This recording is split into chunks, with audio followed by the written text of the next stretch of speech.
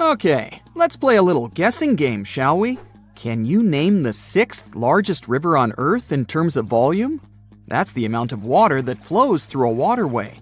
The first couple of rivers are easy to list. Number 1, of course, is the Amazon River in South America. Then we have the Congo in Africa, and the Ganges in India. Feel free to name all the rivers on the planet. You won't get any closer to the answer. Why?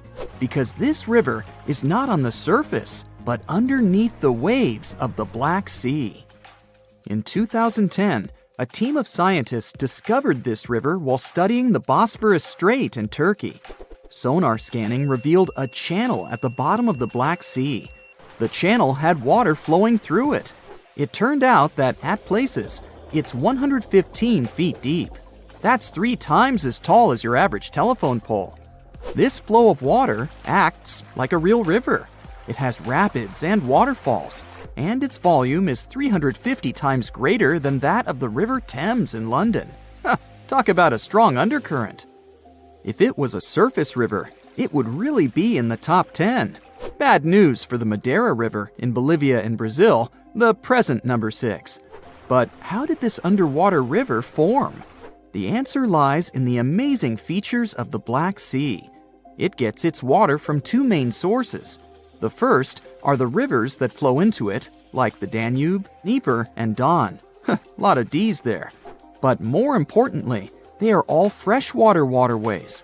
On the other side, quite literally, there is the Mediterranean, and it's salty, like a lot. When this salt water gets inside the Black Sea, it goes straight to the bottom. You see, fresh water is lighter than salt water. This creates stratification. It's a fancy term that simply means that the 2 types of water don't mix together. Salt water has a higher density, so it drops right down to the bottom. If you want to see how that works, you can do an experiment at home. Pour mineral water into 1 cup and salt water into another. Table salt will do. Then put a grape in each cup. You'll see how it immediately sinks to the bottom of the cup filled with fresh water. The grape will stay afloat in the cup filled with salt water. The same thing is happening inside the Black Sea. But there is another side to this phenomenon. The upper layer of water is rich in oxygen. This means it can support life.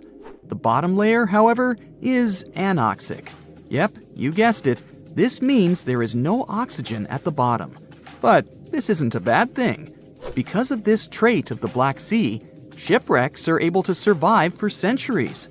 Oxygen decomposes wood. And from what material did the ancient people make their ships? That's correct, timber. Recently, in 2018, scientists discovered the oldest Greek shipwreck on Earth. The merchant ship lies more than a mile deep at the bottom of the sea. Experts estimate that the vessel is 2,400 years old.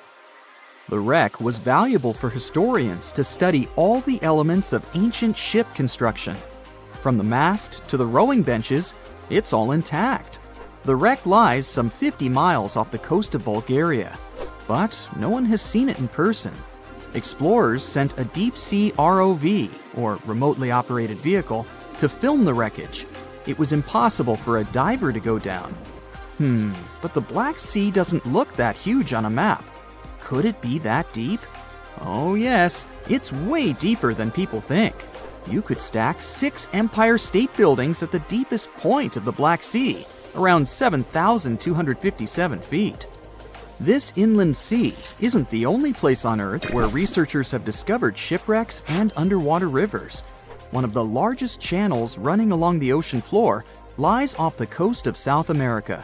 It runs from the mouth of the mighty Amazon and into the Atlantic Ocean. Studying underwater rivers isn't an easy task. The depth and the strong currents make it impossible to send in divers. Even the equipment for underwater research has to be sturdy. Otherwise, the current will just wash it away. That's why the underwater river in the Black Sea was ideal for scientists to explore. Earth's oceans and seas are powerful. But, lucky for us, there are places where divers can admire underwater rivers. Ever heard of a cenote? Sounds Spanish. Well, that's because it is.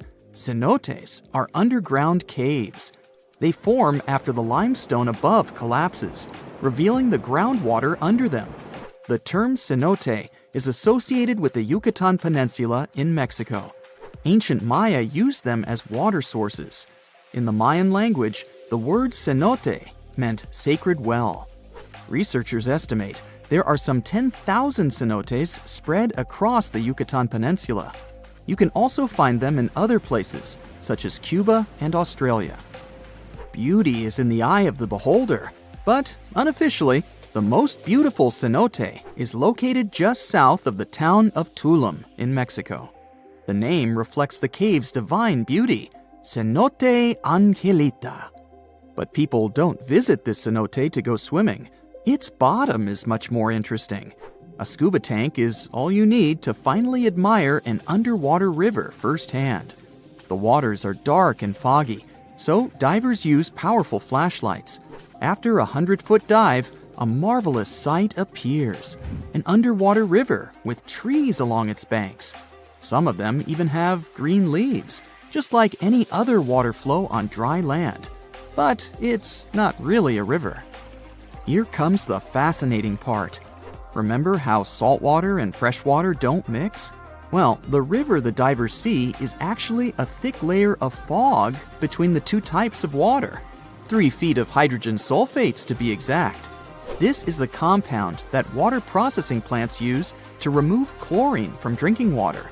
The substance is so heavy that the fog it produces moves independently from the surrounding water, and it creates an illusion that a river is flowing underwater. But there are other real rivers that play tricks on you. Take, for example, the Mystery River in Indiana.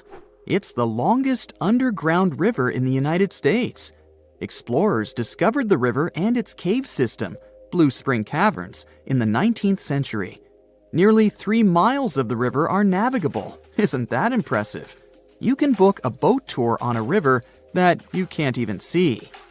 But the most mysterious river on the planet is the Saraswati River in India. The coolest part about it is that it doesn't exist. It was an alleged river only mentioned in ancient literature. For centuries, people thought that it was just a myth. Then satellite images showed that it might be real. Ancient texts spoke of a major confluence of 3 mighty rivers, the Ganges, Yamuna, and Saraswati. The first 2 are visible today, but where's the third one? That's what scientists decided to find out. Images from an American satellite showed the presence of underground water in the area. Until then, researchers thought that these were paleo channels. This simply means that water flowed through them a long time ago. But, to their surprise, it appeared that there was still water inside these channels. Scientists estimated that the Saraswati River flowed above the ground some 5,000 years ago. But it didn't dry up completely. It just went underground, some 200 feet below the ground. Local experts believe that the river still slowly flows into the sea. The Saraswati River got hidden under the desert sand. This was a natural process, but many rivers have been forced underground because of human activity. In London, England, several dozen small and medium-sized rivers now flow under the ground.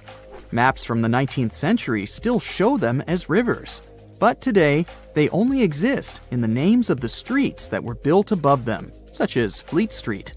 The same thing happened in New York, but this doesn't mean that these streams have disappeared for good.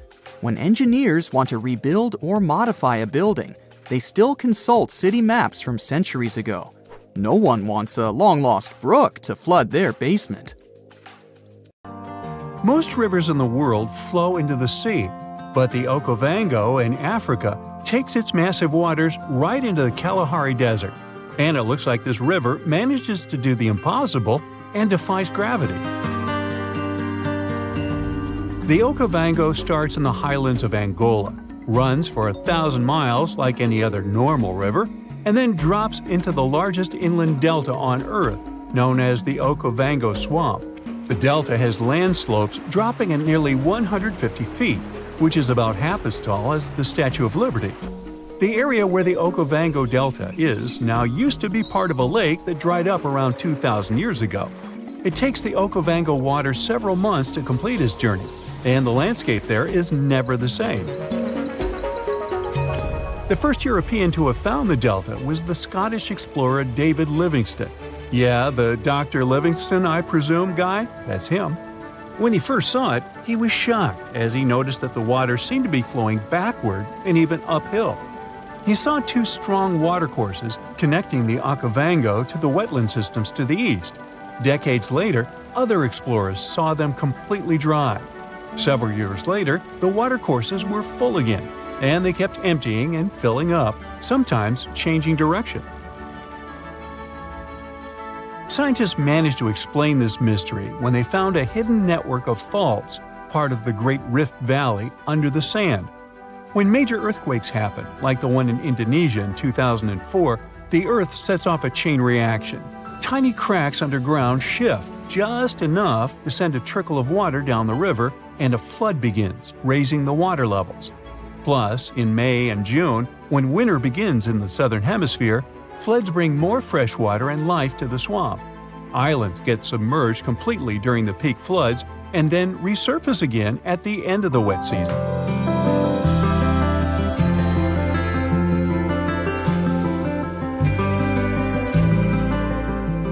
Wildlife just loves all the water in the delta, and you can often see migratory elephants bathing among pink lily pads and silverfish, bream, barbels, and other fish.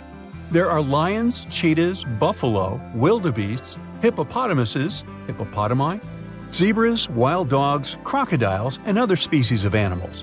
Storks, ibis, herons, cranes, and geese like to fly by, along with 450 species of birds. Although the Okavango has plenty of water that is priceless in the desert, people hardly settle along its banks. One big problem here is the tsetse fly. But if you're feeling adventurous, you can come here for a water safari. Scientists from Imperial College in London stumbled upon a totally unexpected river under the Antarctic ice sheet. It slurps up water from an area as big as Germany and France combined. Scientists used to think the lakes under the Antarctic ice were just chilling by themselves.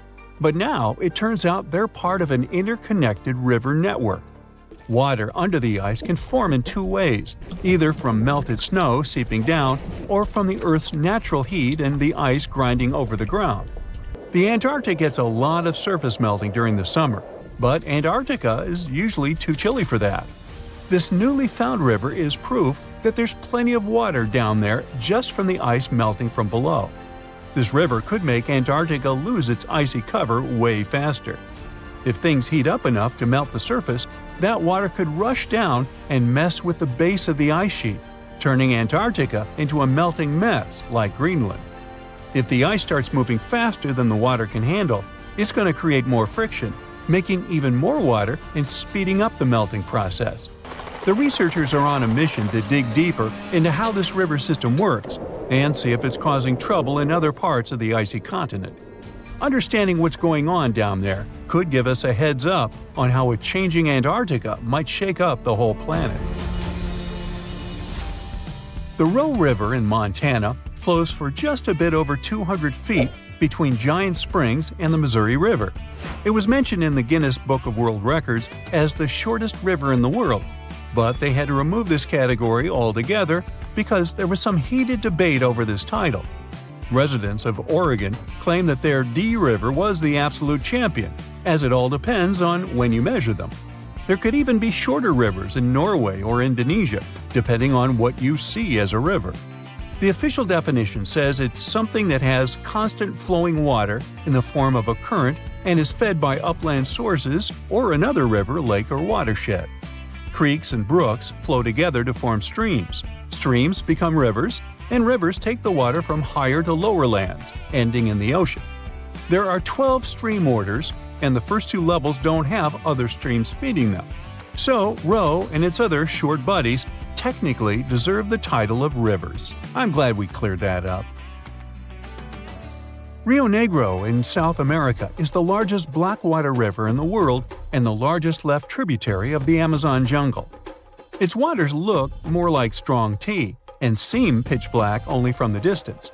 They get that dark color from humic acid. When plants containing phenol break down only halfway, they leave behind this tea-like hue. Some people believe that blackwater rivers can't be productive, but Rio Negro helps big fishing industries and has spots where turtles come to lay their eggs. Back in the 17th century, explorers didn't find tons of indigenous folks along the river. But it probably didn't have to do with its productivity, more with diseases and conflicts. There are around 700 different fish species documented in Rio Negro's basin, including at least 100 you won't find anywhere else. A bunch of those fish end up in aquariums, like the super popular cardinal tetra. There is a canal connecting Rio Negro and the Orinoco, which is another major river in South America. Many aquatic species try to move between the rivers, but only the toughest can handle the mix of blackwater and clearwater sections in that canal. There's a unique creek in Wyoming that drains both into the Pacific and the Atlantic Oceans. It begins high up in the Teton Range and later splits into two branches. The Pacific Creek joins the larger Snake River, which merges with the Columbia River and finally reaches the Pacific Ocean. The Atlantic Creek heads east and flows into the Yellowstone, Missouri, and Mississippi rivers and eventually empties into the Gulf of Mexico. If you connect the two creeks' watersheds on a map, you'll get a single blue line between Oregon and Louisiana. Explorers who were looking for the Northwest Passage between the two oceans never knew they could have used the creek. They would just need really tiny boats. Some scientists believe that cutthroat trout knew about this route long before people. They managed to migrate from the Snake River to the Yellowstone River, most likely using the Two-Ocean Creek. Now, every summer, the Caño Cristales in Colombia turns into a liquid rainbow, or the River of Five Colors. At this time, and until the end of fall, the conditions are just perfect for the riverbed to turn bright red, yellow, green, blue, and black. You gotta thank certain aquatic plants growing in the river, a special type of seaweed for all this beauty. During the wet season, the river moves fast, and the sun cannot get to these plants. When the dry season hits, there isn't enough water to feed them. So, the time in between the seasons has the perfect conditions for this colorful show. No other place in the world has anything similar. So, at some point, the number of tourists who wanted to see it became so huge that scientists got concerned it could be bad for this hotspot of biodiversity. The area is home to rare species of animals, birds, and plants. Now, there are ecotourism trails and strict opening hours for visitors. Around 2,500 years ago, an earthquake completely changed the course of one of the largest and most famous rivers on the planet, the Ganges. Now, it's normal for rivers not to sit in one place, so if you live next to one, it could also just disappear without a trace or flood the whole city one day. In the case of the Ganges River, a supermassive earthquake became the reason for this dramatic change. Scientists say it might happen again, and it would be a huge problem for millions of people who depend on this river. The Ganges River starts as small streams in the Himalayas and travels a long way, over 1,500 miles. Along its journey, it meets other big rivers before all the water flows into the Bay of Bengal. The Ganges has the largest delta in the world among all rivers. Just like many other rivers in the region, it slowly changes its path over time. These changes, if they happen when a river wears away its banks, usually takes a long time, sometimes decades.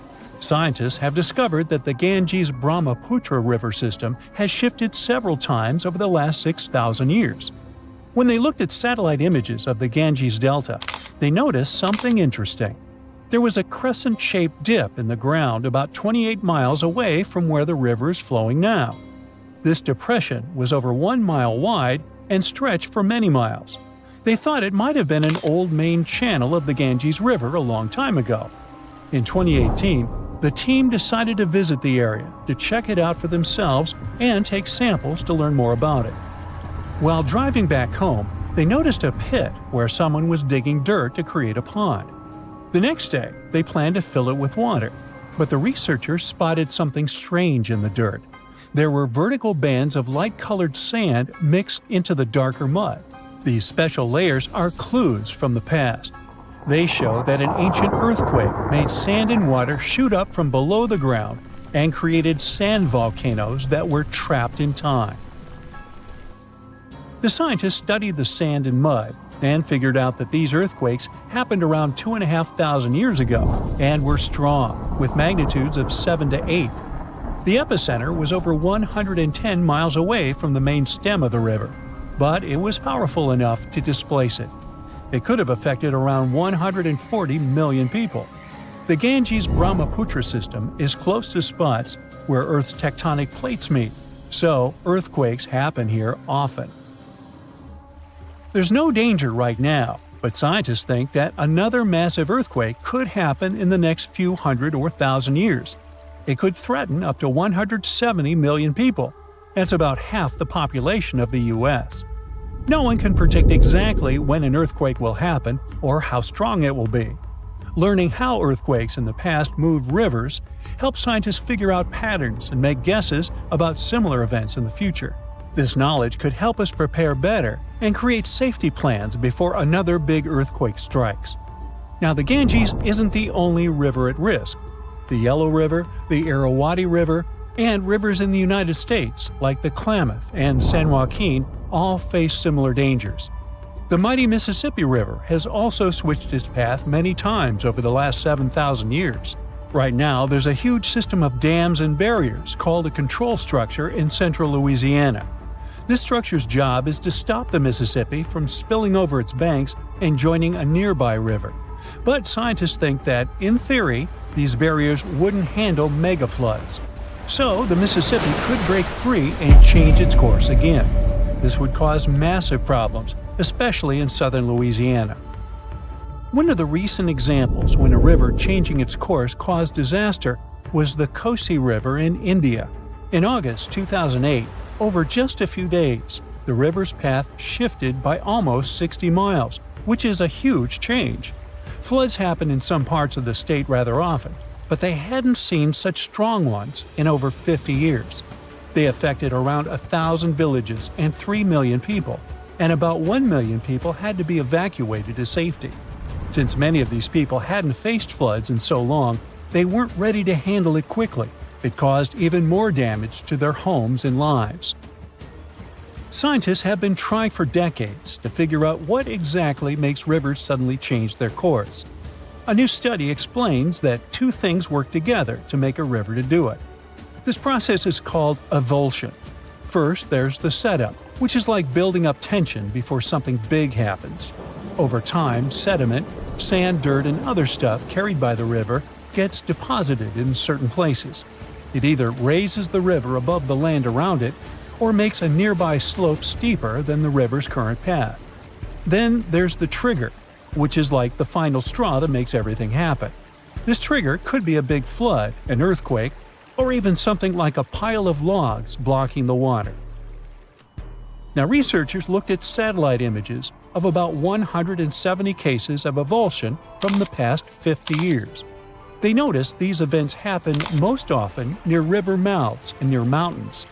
Rivers were about 3 times more likely to change course in these places than in the areas between them. They also studied 58 river channels in detail, using super clear maps to measure super elevation. That's how high the river is compared to the land around it. They also measured slope advantage. That's how steep a new path might be compared to the river's current one. They found that near mountains, rivers often pile up so much sediment that they become super elevated and spill over. But near river mouths, like in deltas, rivers need a steep slope advantage to break through the mud and form a new path. These two factors work together like a seesaw. If one is stronger, the other doesn't need to be as strong for an avulsion to happen. To figure out where a river might go if it changes course, the researchers created a smart computer algorithm. This tool uses maps to measure the terrain's steepness and the river's flow to predict where the river might move.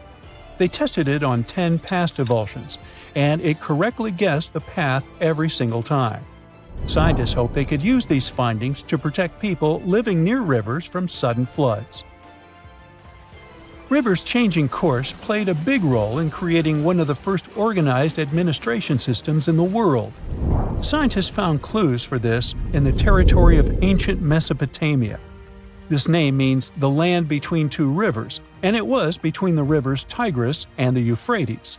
People living there relied on these rivers for water, food, and transportation.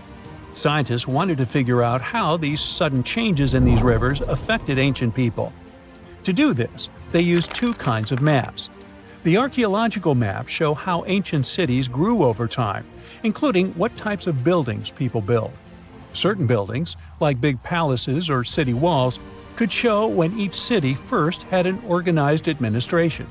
The second kind of map showed where the Tigris and Euphrates rivers flowed long ago. They often shifted, sometimes slowly, and sometimes very quickly and dramatically. Around the year 5000 BCE, Mesopotamia started to become drier and farming became harder. Farmers had to grow their crops near rivers, where they could use the natural floods to water their fields or dig little channels to bring river water to their plants. Because farming was so important, towns and cities grew near the rivers too, so people could stay close to their food. But when a river suddenly changed its course, people didn't give up. They worked together to dig long canals to bring water from the new river path back to their fields. The canals helped them get water again, and the administration buildings showed they were organizing as a community to solve big problems together. Summers in the Middle East get so hot that they change the landscape dramatically and make entire cities resurface from the past. That's what happened in 2018 when the city built by a mysterious empire on the Tigris River was finally released from its water trap. Archaeologists rushed to the location as they didn't want to miss a rare chance to excavate the site and learn more about the history of the place. They believe they've found the Bronze Age city Zakiku, founded over 3,000 years ago and fully submerged in the 1980s when a dam was built in its place. It used to be a busy hub for the Mitanni Empire for caravans on the popular trade route. It had water, which is a rarity in the area, and it was a guarantee for success. We know very little about the once powerful empire, as scientists haven't found any written chronicles in the excavated sites. That's why the archaeologists were thrilled to find an entire palace for the local ruler. Several years later, when the area became free from the water again, they found some fortifications to protect the city from foes. The highlight of their expedition was finding a huge public storehouse for trade goods and harvests, piles of wheat and barley, and imported metal and wood. Bread was the staple food for the locals, and they also loved big pots of vegetable soups and stews for lunch. Each household kept sheep, goats, cows, and pigs, so they had a steady source of milk and meat for special occasions. All the constructions found so far were built from bricks molded from mud. The walls that were underwater for over 40 years are so well preserved as if they went down yesterday. The royal palace stands out as it's larger than the other constructions, has thicker walls, and even pavements made of baked mud bricks that were sealed to be waterproof. The local king must have been in good relations with the emperor of the larger empire, of which Akiku was dependent. Traders who lived in the city collected wooden beams and took them to storehouses. The beams arrived down the Tigris River from the forests in the mountains in the north and east of Mesopotamia. Merchants came here to sell their goods and then crossed the Tigris on their way to the borderlands. Zakiku was thriving as a center of commerce for about 6 centuries until it was hit by a massive earthquake in 1350. Archaeologists found 5 ceramic vessels holding over 100 clay tablets made close after the earthquake. It's almost a miracle that small tablets of unfired clay managed to survive underwater for decades. People who created those must have carved notes on clay while it was still wet. They wrote about anything, from newly stored harvests to notes for other kingdoms. Then they would let the message dry in the sun. Scribes even had to learn a different language so that everyone outside the city could read it.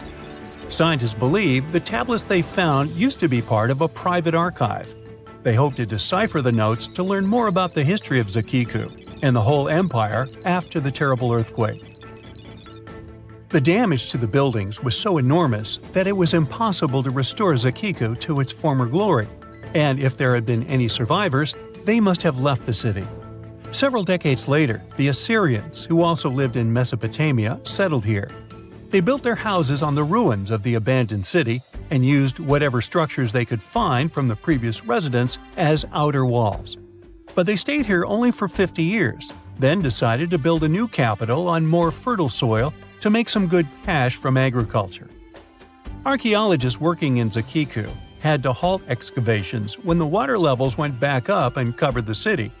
They sealed the ruins in tight-fitting plastic sheets and put stones and gravel on top. They hope it will help protect the priceless site from water erosion and prevent it from disappearing again. They realize how important water from the dam is for the region, but if it recedes again, they say they'll definitely continue the excavations. There was a bustling community in today's Taklamakan Desert in China around 1,600 years ago. It lived along the Nile River, which ran through the desert for miles and got its water from the melting snow in the mountains. After 3 years of work in the area, archaeologists and scientists managed to dig up 8 tombs in the desert. Thanks to the desert heat, the clothes and artifacts inside them were almost as good as new. The people who wore those must have lived in the ancient city of Naya. Naya used to be part of a prosperous kingdom at the heart of the Silk Road trading route and had a population of over 3,000 people. Then, desert sands went rogue and swallowed the city whole. Archaeologists only found the ruins of Nija in the early 20th century. Scientists from different countries have tried to solve its mysteries. It looks like the tombs discovered at the end of the 20th century belonged to the wealthy. There were some expensive items inside: a quiver and bow, metal arrowheads, gold earrings, and a glass bead necklace, a lacquer box with a comb, makeup, and a sewing kit in one of the tombs. There was also some silk of top quality, and even the bright colors like green and yellow haven't faded on it. The fabric also had Chinese characters with quotes from historical books, which helped scientists identify the period in which it was made. Archaeologists later found a large dwelling site and the clearing of 3 ruined buildings. It will probably take many more years to understand why the city had fallen and what happened to its people. Saudi and French archaeologists teamed up near Riyadh, the Saudi Arabian capital, and stumbled upon an ancient settlement dating back 8,000 years. The scientists used all sorts of cool tech, like laser scanning, drones, and aerial photography, to unearth this Neolithic-era gem. They found the settlement in a local archaeological hotspot. Among the treasures they uncovered were a stone temple, remnants of an altar, and over 2,000 graves. All these finds tell us about ancient practices and rituals. The team also found the foundations of 4 massive buildings, corner towers, and open-air courtyards, all with underground reservoirs to store water for agricultural use. There was also a smart irrigation system with canals and cisterns, which let the city thrive in one of the driest deserts in the world. Rock drawings etched into the nearby mountain depicted the daily life of the locals. The excavations have been going on in the area for over 40 years, and scientists still keep finding new artifacts to answer more of their questions. Fishers have stumbled upon ancient bones, tools, and artifacts that are 9,000 years old on the North Sea floor. British and Dutch archaeologists and paleontologists rushed to see the finds as they were hoping it could be evidence of the submerged Doggerland. And they weren't disappointed. There were even perfect sets of footprints left by Mesolithic people who lived here. 12,000 years ago, during the last major ice age, the British Isles weren't islands at all. There was a landmass made of many hills, marshlands, and dense forests that connected them to the European continent. That landmass was Doggerland, where a prehistoric hunter-gatherer society lived and thrived. But then, the sea level started going up at the speed of 3 to 6 feet a century as glaciers were slowly but surely melting. The locals had to move to areas that today belong to England and the Netherlands. Experts decided to learn more about the history of Doggerland, using data from oil companies working in the North Sea. So far, they've created digital models of what the area of 18,000 square miles might have looked like before it vanished beneath the waves. They still need to analyze samples of ancient insects and plants and the DNA of animals to get a full picture. A bridge, a very helpful structure that traces back to the Neolithic times. The oldest bridge in the world, at least the one that is still standing, is the Arcadico Bridge, built more than 3,000 years ago.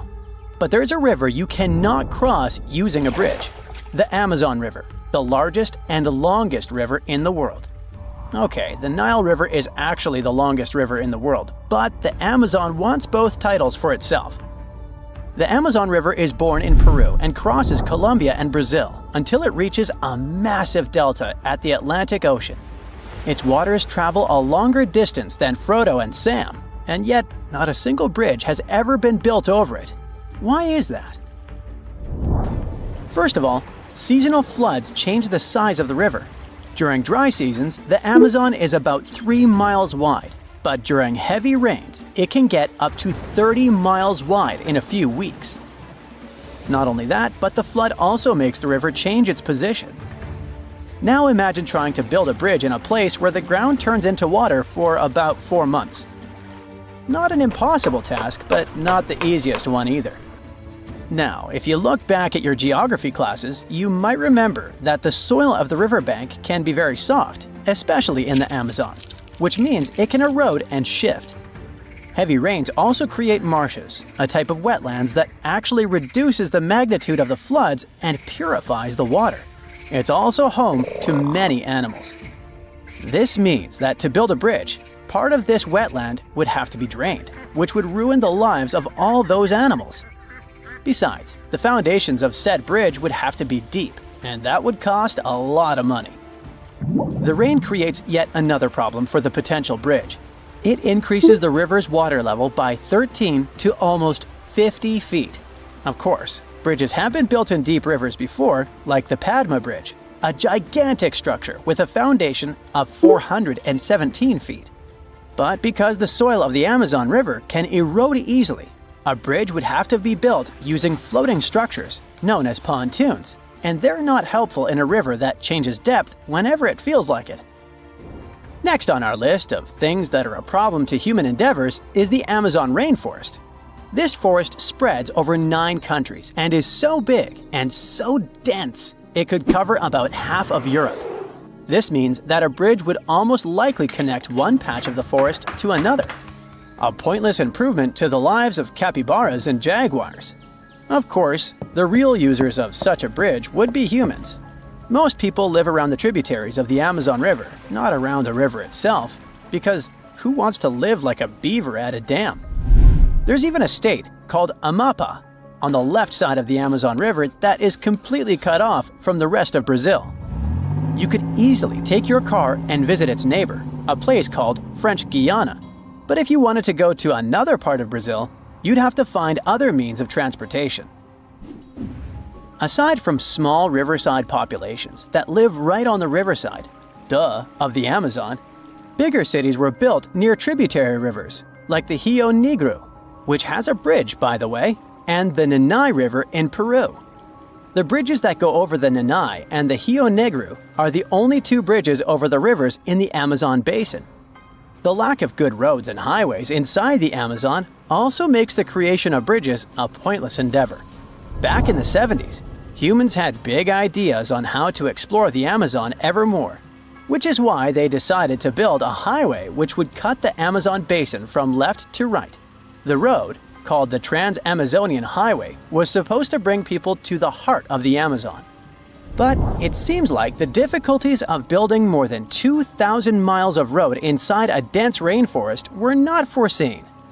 Halfway through, the project was abandoned because it was super expensive and problematic. Nowadays, highways in the Amazon basin are always flooded, filled with holes and mud. This whole situation creates a ripple effect. People don't live near the river because it's hard to access it. The roads don't go there either, because it's hard to build them, which in turn makes even fewer people want to settle on the banks of the Amazon River, because they have no roads to get them there. So, if there are no roads and no bridges, how do people live there? You're not gonna believe this, but the riverside population uses a very old but reliable invention called a boat. The Amazon River is fully navigable, and the people that live there use it like a road. Much like motorcycles, cars, and buses, the Amazon River has canoes, speedboats, and ferries. There's even a very specific ferry called Obidense, transporting people to the municipality of Óbidos, hence the name. Locals do everything on boats. They even have a boat hospital that floats around and visits riverside populations and a boat bank, so you can do all your bank-related things while looking at the vastness of the Amazon. Honestly, genius invention. The downside to this lack of bridges is that it stops us from exploring the truly hidden gems of the world. In the Amazon, for example, there are over 10,000 undiscovered archaeological sites. We may never be able to dig out stuff like fortified villages, geoglyphs, and many other structures. It would be pretty neat to go full-on Lara Croft in the middle of the Amazon, but these findings are tucked deep in the heart of the forest. At the same time, only on a boat are you able to witness the crazy phenomenon of the unmixed waters of the Rio Negro and the Solimões on the Amazon River. For more than 3 miles, these two tributaries of the Amazon River flow side by side without mixing. The speed and the temperature of these waters are different, so you'll see a river that looks like coffee and Coca-Cola mixed. This awesome phenomenon is called the meeting of waters. But the Amazon River is not the only river in the world deemed bridgeless. The Congo River, the second longest river in Africa, only has one bridge crossing it. The two Congos, yes, there are 2 different countries in the world named Congo, are separated by the Congo River, and so far, no roads connect them. Also, fun fact, some geologists believe that back when Gondwana existed and the continents were all cuddled together, the Amazon and the Congo River were one river connected to each other. Another place with a lack of bridges is the east side of the Thames in London. The west side of the river is narrower, which makes building a bridge easier. There are about 33 bridges on the west side alone, but if you want to cross the river from the east side, it's gonna be a hassle. The thing is, back in the 1800s, shipping companies decided that building too many bridges over the Thames was too expensive, because this was a shipping route and the bridges would have to be taller than usual. The structure would also have to be long, since some parts of the Thames are about 1,870 feet wide. But building long bridges is not a problem per se. In Rio de Janeiro, for example, you can find the Rio Niterói Bridge, which is about 8.26 miles long. Back when it was built in the 70s, it was the second longest bridge in the world. The bridge is so long that in 2018, a girl was born while her mother was crossing it, and now the birthplace in her birth certificate is literally the bridge. There's also no U-turn on it, so if you drive onto the bridge by mistake, you're in for a long drive. So next time you feel like exploring the Amazon, remember to pack your own boat.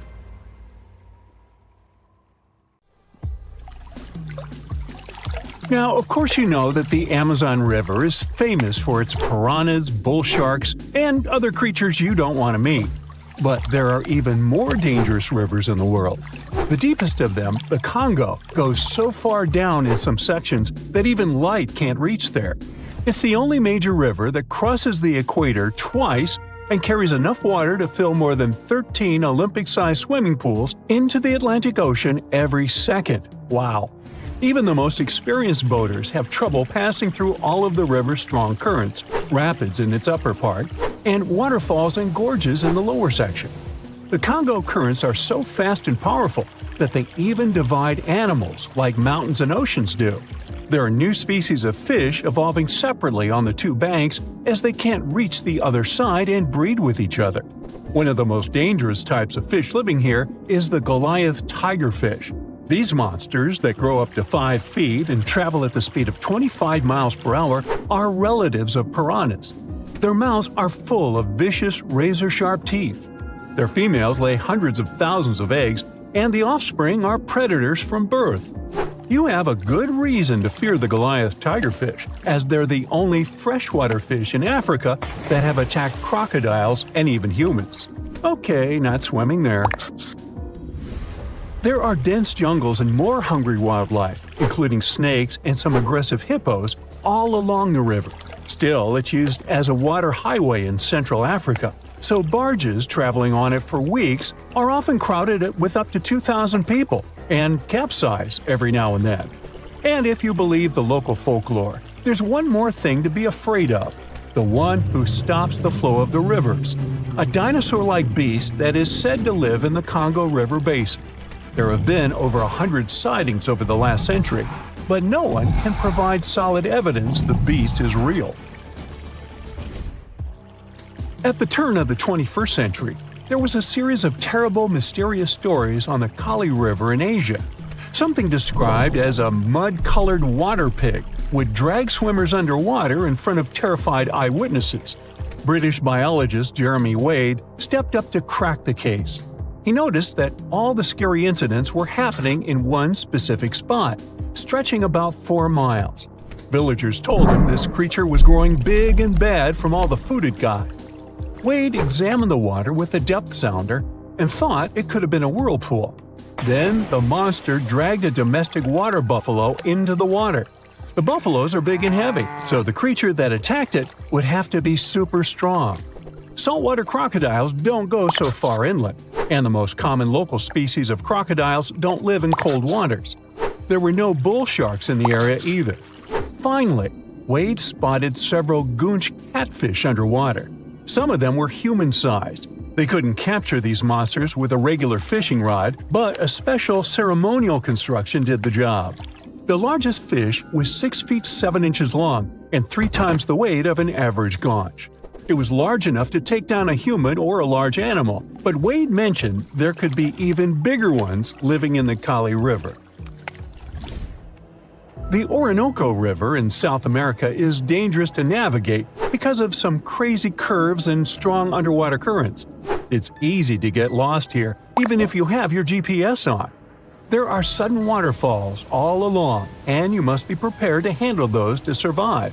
The river is the only home to a rare Orinoco crocodile and has some pretty scary-looking vampire fish swimming around. This payara fish has sharp, spiky daggers that line their gums and 2 elongated fangs that rise from their lower jaws. Could probably use an orthodontist and some braces, you think? It's a ferocious hunter constantly looking for the next victim, which is going to be a medium or large-sized fish. If a human catches a payara, it will defend itself, leaving cuts, nips, and bites, but there are no known cases of this cutie taking a human life. Well, that's good. The Yellow River in China received its name after its color, but it wasn't always this yellow. It was first formed at least 30 million years ago and shifted its course over 30 times over the centuries. Yellow sediments moving downstream from a plateau in the distance transformed it from clear to muddy. This fine-grained substance piled up at the bottom of the river and formed natural dams. The huge amounts of water that the river carries need to find their way to the sea, and that's when major floods happened, taking several million lives in various epochs. The locals tried to solve the problem by building higher and higher levees, but it only made things worse. Water coming out of the river would now have nowhere to back up, as the riverbed was higher than the surrounding land. This even shifted the river's mouth. Now there are massive dams and dikes all along the river to try to contain it. The Parana River is the second longest in Latin America and has many tributaries.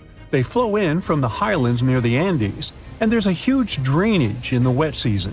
This makes the river a perfect home for, guess what, piranhas. There are 30 to 60 species of these scary fish in the Parana waters. In late 2013, they attacked bathers cooling off by the water on a hot day.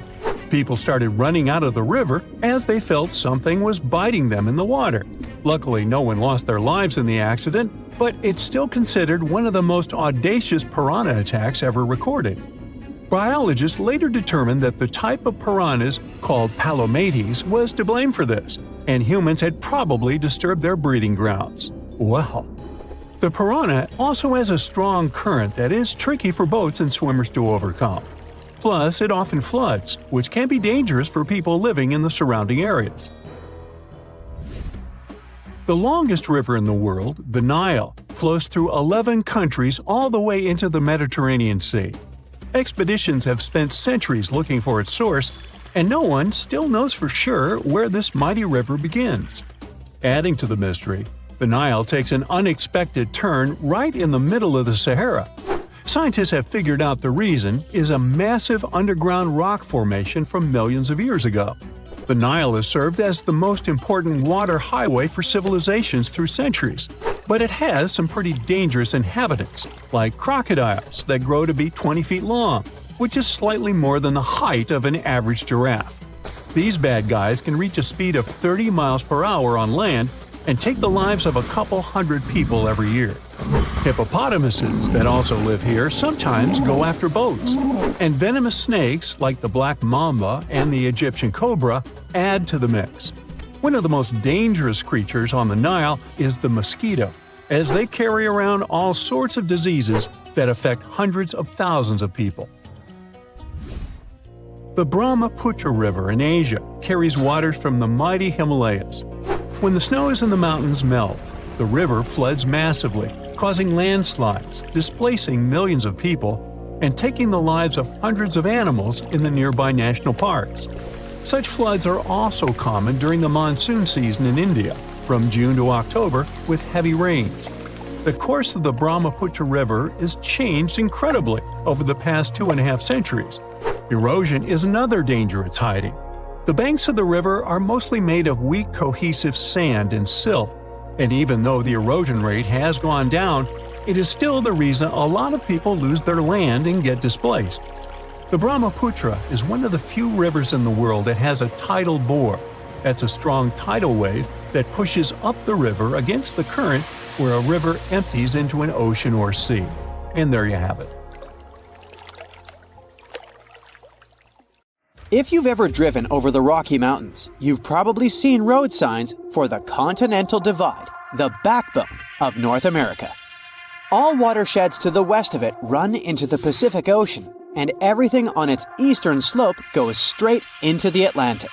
There's just one creek in Wyoming that couldn't choose one side and drains into both oceans at the same time. Two Ocean Creek begins its journey high up in the Teton Range. The snow-capped peaks provide the perfect backdrop as the creek starts its descent, winding its way through alpine meadows and dense forests. As the creek continues its course, it gets to the Two Ocean Pass. This is the geographical crossroads where the creek splits into two branches, the Atlantic Creek and Pacific Creek.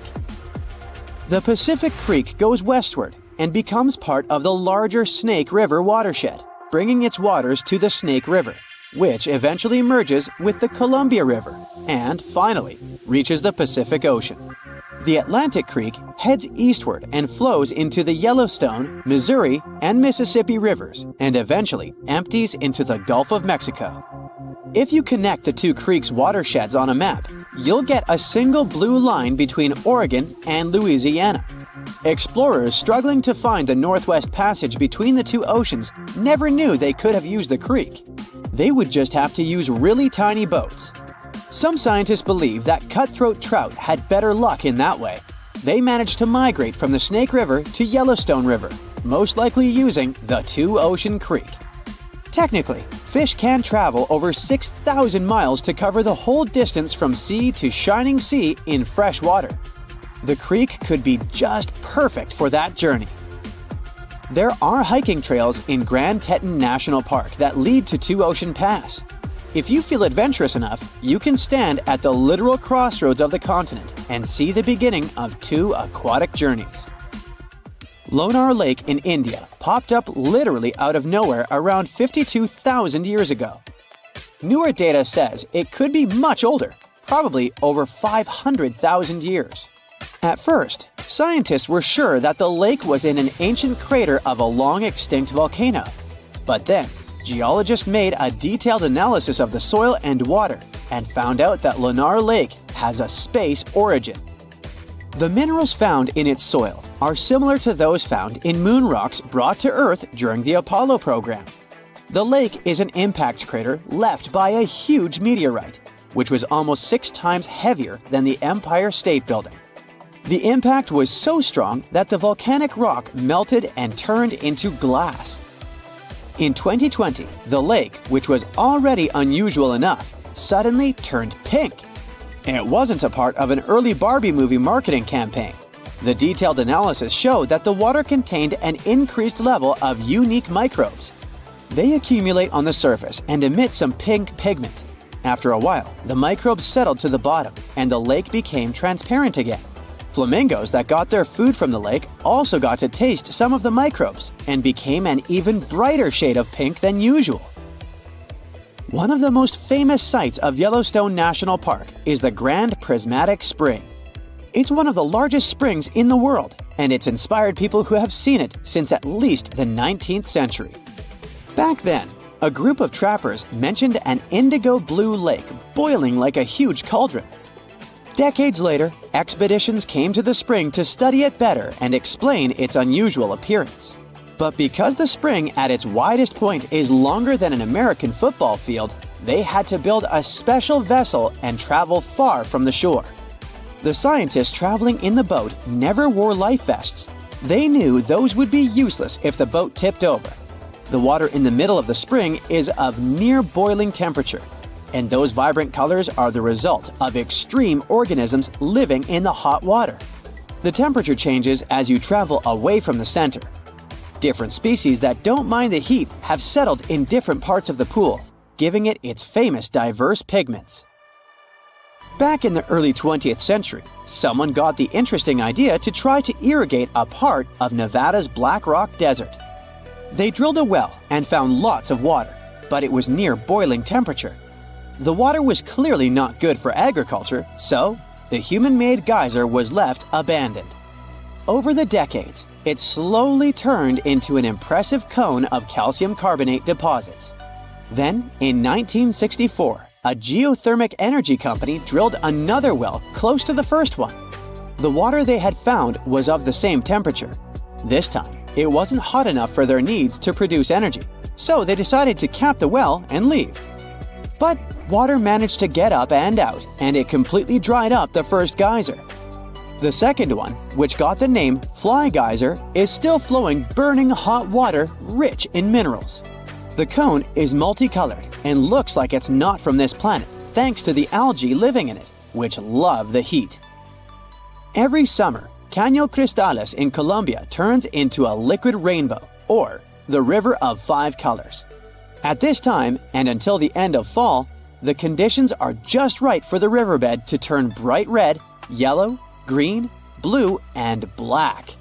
We owe this beauty to certain aquatic plants growing in the river, a special type of riverweed. During the wet season, the river moves fast and the sun cannot get to these plants.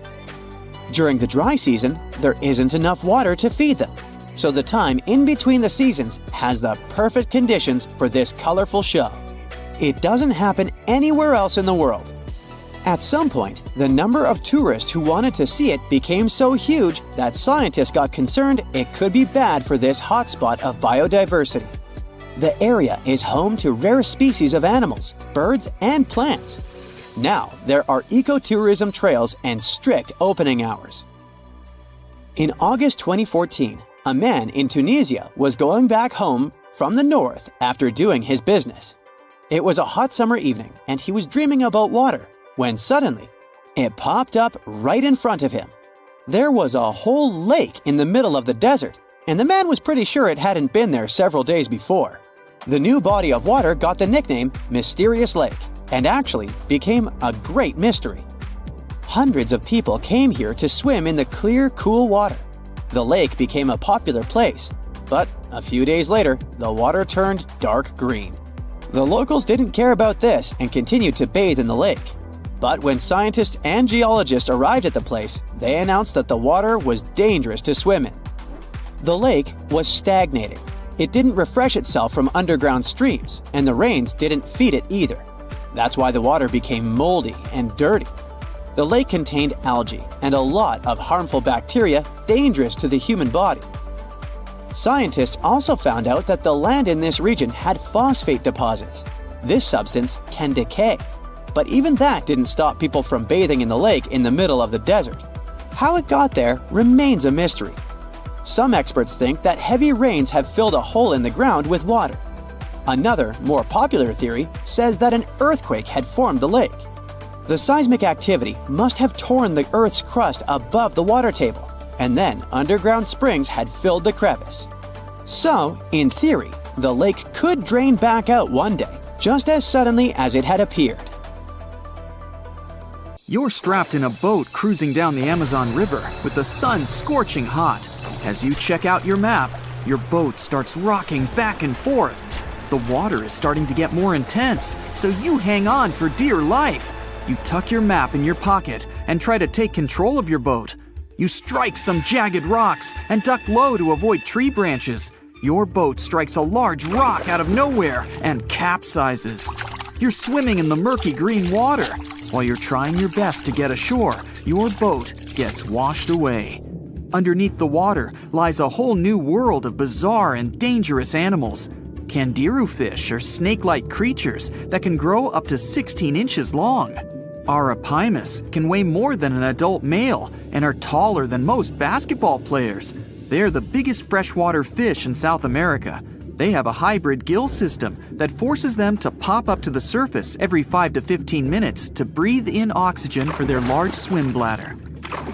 You swim out of the raging water and dry yourself off. Oh no, your map is completely soaked. There's no way you can get to your destination without it. You venture into the thick rainforest, shoving the branches and leaves away. As you get deeper, you notice something on a tree. It's barely moving, but it's got sharp claws and a raggedy coat. It stretches its arm to another branch and tries to pull itself up, ever so slowly. Sloths sleep more than half their days and only head down from trees once a week.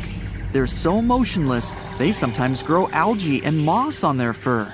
The rainforest gets denser with each step until there's barely any sunlight illuminating the path in front of you.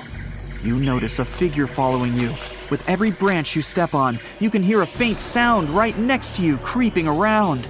You start walking a bit faster, and the sound catches up with you.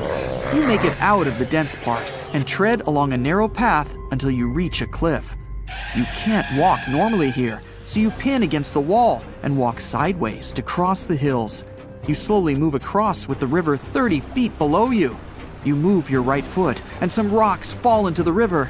You keep going and misstep. You're about to fall, but you hold on to a large tree branch and pull yourself up. You notice a couple of colorful poison frogs inches away from your fingers. Touching any of these frogs can be extremely dangerous and harmful, despite their amazing color patterns. The golden poison frog is one of the most poisonous animals in the world. One of them hops right next to you, so you let go of the branch and fall back in the river. The river is washing you down until you reach a calm current. Underneath you is a swarm of piranhas swimming with their sharp teeth.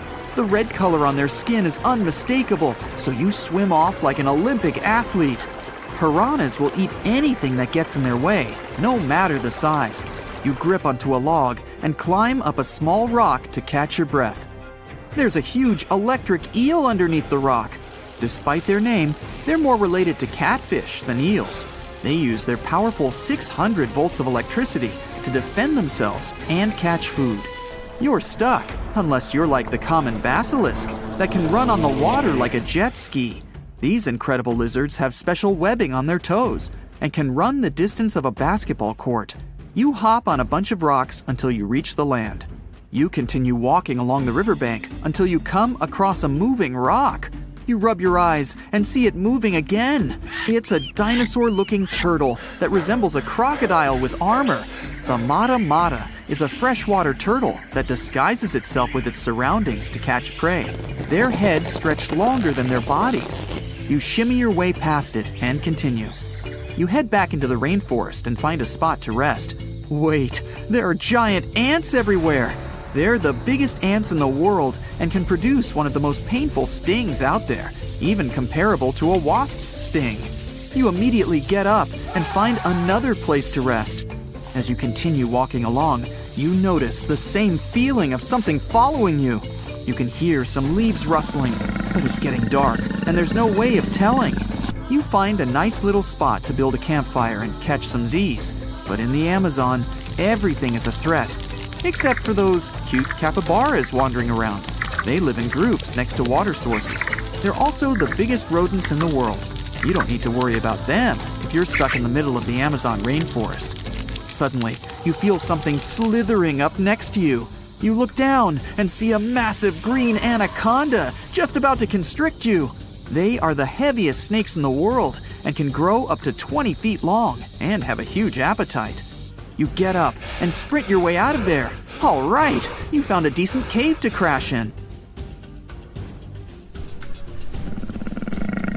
It's daytime again, and you're still alive. You continue walking along the rainforest. You were able to find some breakfast to boost your energy for the rest of the day. You spot something on a tree that looks like a branch, but it's actually a potu, a master of disguise that can spend days motionless on broken tree branches. These bizarre birds use those branches as their permanent home, where they lay their eggs and chill all day. You continue your way through the rainforest and see a Brazilian wandering spider crawling on a tree branch right in front of you. 8 of these species can be found in the Amazon area. They are some of the most aggressive and venomous spiders out there. So, you make a big detour and walk away from it. You feel someone walking next to you again, but you still can't figure out what it is. You see a steep cliff with a waterfall hitting a large lake ahead of you. Looks peaceful, until you see a team of black caimans gathering around the shore. They're the biggest predators in the whole Amazon ecosystem and feed on anything that moves. It's a good thing you're on high ground, otherwise, whoa! You slip and fall down the river, right on the deep end. So far, no caiman spotted you. You swim underwater and try to get to the opposite end of where the reptiles are. As you climb out and dry yourself off, you notice some large black spots on you. You try pulling them off, but they've latched on pretty hard. The Amazon giant leech finds its target by tracking movement and shadow. Once they attach themselves to the skin, it's extremely difficult to extract them. The best way to do so is to slide your finger next to its mouth and pull it off slowly. Ugh. You manage to get them off your body and see that the caimans are swimming towards you. You're pinned to the wall with the lake of hungry reptiles approaching.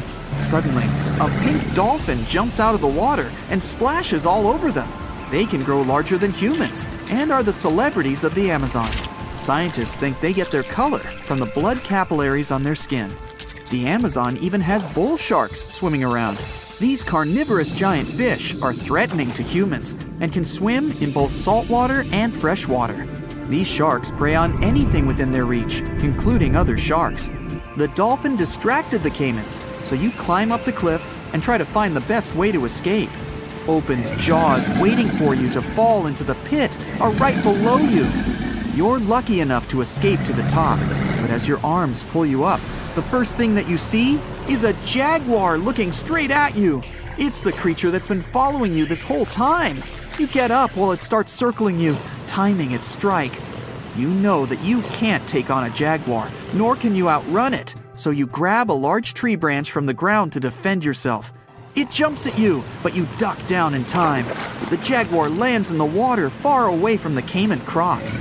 It's a good thing these large kitties are excellent swimmers. You pick yourself up and continue. And to your surprise, you find your boat again. You fix it up and sail your way out of the Amazon. Whew! Hey, how do you feel about taking a trip back in time? We're diving into the history of the Amazon forest to unravel the mystery of its lost cities. Grab your bug spray and hop on. The Amazon forest is the world's largest rainforest. The environment there can be extremely challenging for human life. Yet, the legend goes that the Amazon has been home to sprawling settlements, rich in unmeasurable wealth. Could that really be true? Or is that none other than a figment of our collective imagination? The legend of El Dorado might be the myth that started this whole thing. As European explorers began their excavations in American lands back in the 1500s, word got out of an Amazonian civilization that used to paint their leader in gold as an offering to higher powers. The legend of El Hombre Dorado, aka the Golden Man, began to quickly spread around Europe. Explorers got excited at the possibility of finding an infinite amount of gold somewhere deep within the Latin American jungle. And as you can imagine, expeditions to the continent began to multiply with each passing year. It didn't take long before explorers found this civilization. They were known as the Muisca people and were located in Colombia, near Lake Gudavia. The Muisca people had a tradition of painting their leader, aka the Zipa, from head to toe in gold. In a ceremonial gesture, the Zipa would swim into the river, spreading gold dust all over the lake. For the Muisca, this was their way of acknowledging and thanking the higher powers of the universe they believed in. When European explorers heard and witnessed this practice, they were amazed. For them, gold was used solely for commercial purposes as their main currency for trade. This made them think that the Muisca people must have stacks and stacks of gold hidden somewhere in the jungle for them to use it so abundantly. Well, that's how the legend of El Dorado was born. What was once the practice of El Hombre Dorado traveled on word of mouth until it became El Dorado, a fictional city that was most likely to hide piles of gold. The hunt for this city led Europeans to spend large amounts of money to scour the Amazon forest. Unfortunately, all of their expeditions came back empty-handed. That is, if they ever came back at all. Now, jump to the beginning of the 1900s. In England, the Royal Geographic Society, a prestigious British institution, was looking for somebody willing to travel down to Latin America to trace the border between Brazil and Bolivia. More specifically, the part of the border that is nestled deep within the Amazon rainforest. One Sir Percy Fawcett was a Latin American aficionado, and he gladly volunteered to do the job. Oh, it's important to note that the Amazon forest is virtually the size of the continental USA. It sprawls across 8 countries, including Brazil, Peru, and Bolivia. And trust me, getting around is no easy feat. The jungle is covered in dense vegetation, and in addition to that, it's home to insane predators such as anaconda snakes, panthers, crocodiles, piranhas, and so on. But despite all that, Fawcett was very successful in his mapping adventure and seemed to be wanting to come back more. Back in England, Fawcett would scour diaries from other explorers hoping to learn more about the ancient Amazonian civilizations. He would read about the Incas and the Mayans and the great empires they built. He believed that if the Incas were capable of building empires that stretched over 2 million square miles, this could mean that other Amazonian civilizations could have thrived there too. During his research, Fawcett came across a report from a 16th century explorer. The report told of a city deep within the Amazon forest that held unimaginable quantities of minerals. A town that stretched for 15 miles without any space from a house to house. This report fueled Fawcett's imagination to a new extreme. From then on, he became obsessed with finding what he called the lost city of Z. Over years, Fawcett searched the Amazon forest, usually looking for stone ruins that could possibly indicate human settlements. On his later expeditions, he focused on exploring the state of Mato Grosso in central Brazil. He would travel from Europe and into the lower region of the Xingu River. The trip to the Xingu would take him around 14 days on foot. Then, he would set sail in small wooden boats accompanied by local indigenous leaders that knew the region better than anyone. How he communicated with the indigenous population is still a mystery, since they only spoke in local dialects. Some scientists believe that this could have been the real reason why he never found the city. They believed he wasn't able to communicate what exactly he was looking for. And this was not his greatest difficulty. As we've said before, Amazon is not a kind place for its visitors. In his diaries, Fawcett tells of encounters with a 60-foot-long anaconda, which he bravely survived. He writes of endless sleepless nights and waking up with his hands and feet swollen from mosquito bites. Some of his peers said he was invincible and tireless, but the day came during his 8th expedition when he didn't make it back home. Fawcett disappeared without leaving any trace behind. Some even suspect that he was close to reaching his lifelong goal. On the day of his disappearance, he sent an optimistic letter to his wife saying there was nothing to fear, and that he was setting out on a certain final search. Fawcett's failed attempt to find ruins seemed to support what had become a consensus among experts at the time: that this rainforest was too inhospitable to support large, complex societies, let alone cities. Experts were convinced that the Amazon's lost cities were nothing more than fiction. That is, until the 1960s, when modern research began to find evidence that suggested otherwise. Scientists discovered patches of extremely fertile soil. They called it Black Earth. And apparently, they found lots of it in the Amazon, especially alongside rivers. Further research even showed that such soil was created by human waste or the intentional burning of forests, which adds nutrients to the soil below, which could only mean bingo!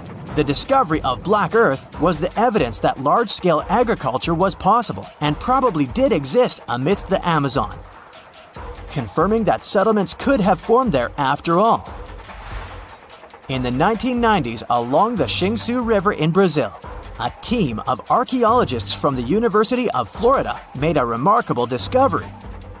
Working alongside local indigenous people, they found very long ditches.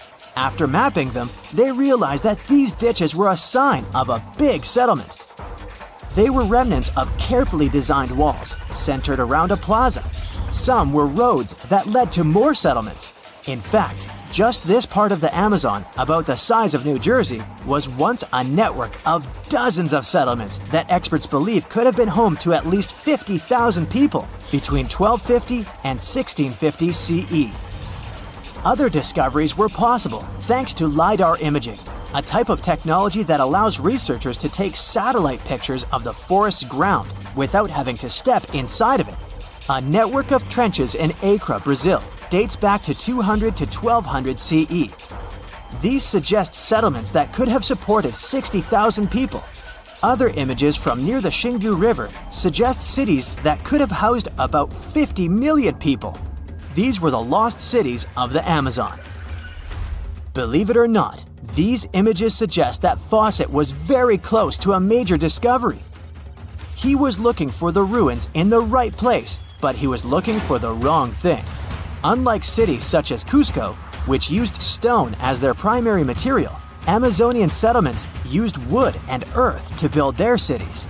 These materials are highly deteriorating and probably decomposed over time. Finding them required a bit more technology than what Fawcett had available at his time. When we think of active volcanoes, one region comes to mind: the Ring of Fire in the Pacific Ocean. 3/4 of Earth's volcanoes sit within this belt. Compare the area to Australia, which doesn't have any volcanic activity. The old continent of Europe is also calm, or at least we like to think so. Can you guess what the most active volcano in Europe is? If you thought of Mount Etna on the island of Sicily in Italy, you were right. The volcano has erupted about 200 times and has been far from sleeping in recent decades. The last time this happened was in August 2023. The highest mountain in the Mediterranean is 500 million years old. But in Iceland, there is a much younger volcano. It sprang into action on the 10th of July 2023. In the afternoon, 3 fissures appeared in the ground on a peninsula in the southwest of the island. This was at a base of a small mountain peak. Its name means Little Ram in the local language. The volcano spewed molten lava high into the air. There were also gas plumes in the area. But the scientific community wasn't surprised by the event. They already knew about the volcanic area that stretches between the cities of Reykjavik and Keflavik. Its name is hard to pronounce. Hey, I want to buy a vowel. It had already erupted during the previous 2 summers. This activity came after 8 centuries of dormancy. In the days leading up to the latest eruption, seismologists, the scientists who study earthquakes, recorded over 12,000 tremors. When the ground opened up in July, the fissures were over 1.5 miles long. The following morning, 2 of them closed. All the lava was now coming out of the last fissure. It grew into an elongated cone, the simplest shape of volcano we are all familiar with. The lava soon filled a large crater. It grew almost 100 feet tall during the first week, and it is still growing. On the night when the eruption started, lava spread out in all directions. Its cinders set ablaze the dry moss in the vicinity. Local authorities closed off the surrounding area. There were toxic gases from the volcanoes and smoke from the burning moss. Firefighters flocked to the area. After a week, they proclaimed the area safe. Visitors soon came to witness the birth of Europe's youngest volcano. This form of tourism is quite developed in Iceland. People come from all over the world to watch active volcanoes. The land of fire and ice is home to more than 130 volcanoes. Some 30 of them are active. Now, I know what you're thinking right now. Is volcano tourism safe? In Iceland, it is. The country's authorities research and constantly monitor all of the hotspots. The island is dotted with several dozen seismic stations. These help researchers accurately predict future eruptions, and emergency services are accustomed to these sorts of events. They can quickly cordon off danger zones. This is what happened in 2010. A volcano in the south of the island, the name of which everyone struggled to pronounce, erupted. It spewed out a plume of steam and ash that was 7 miles high. This wasn't a fun time to be an air traveler. Winds carried the enormous plume southeast toward northern Europe. Many countries closed their airspace for several days for safety reasons. The volcano erupted in March, but the Earth was shaking from January the same year, so seismologists knew that an eruption was approaching. When it comes to the continent's youngest volcano, the tourist infrastructure is already there. Visitors can leave their cars at a designated parking lot. Then they go on a 5-hour-long trek. This leads to a viewing deck. Tourists are so close to the epicenter that they can feel the heat haze from the crater. The sight is the most impressive at nighttime. Safety is never a concern. Scientists regularly chart out hazard maps that outline the borders of lava fields. This way, visitors who stick by the rules are never in harm's way. More than a week after the eruption started, a section of the crater collapsed. Lava flowed downhill west of the volcano.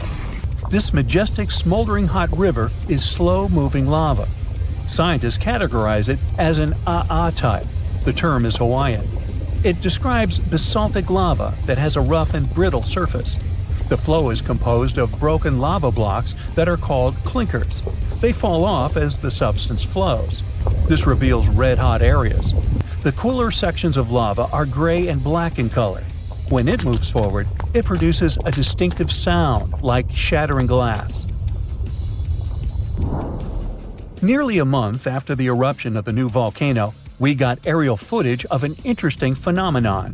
A tornado formed directly over the lava flow. This occurs due to the high temperatures in the area. When the conditions are right, a column of heated air can easily turn into a mini tornado. Scientists observed a similar event happen during the 2018 eruption of Mount Kilauea in Hawaii. The lava fields of Europe's second-largest island tell the story of the creation of Iceland. It sits above the place where the North American and Eurasian plates meet each other. Tectonic plates are huge, rocky chunks of Earth's most outer layer. There are roughly 20 of them. They rest on a partially molten layer of rock. All the lava we see on the surface starts its journey here. You could say that these plates float on molten rock. Their boundaries are unstable, so when two plates grind past each other, they release tremendous amounts of energy. The formation of volcanoes is one result. These are places where the molten rock travels upward to the surface. Iceland began to form some 60 million years ago.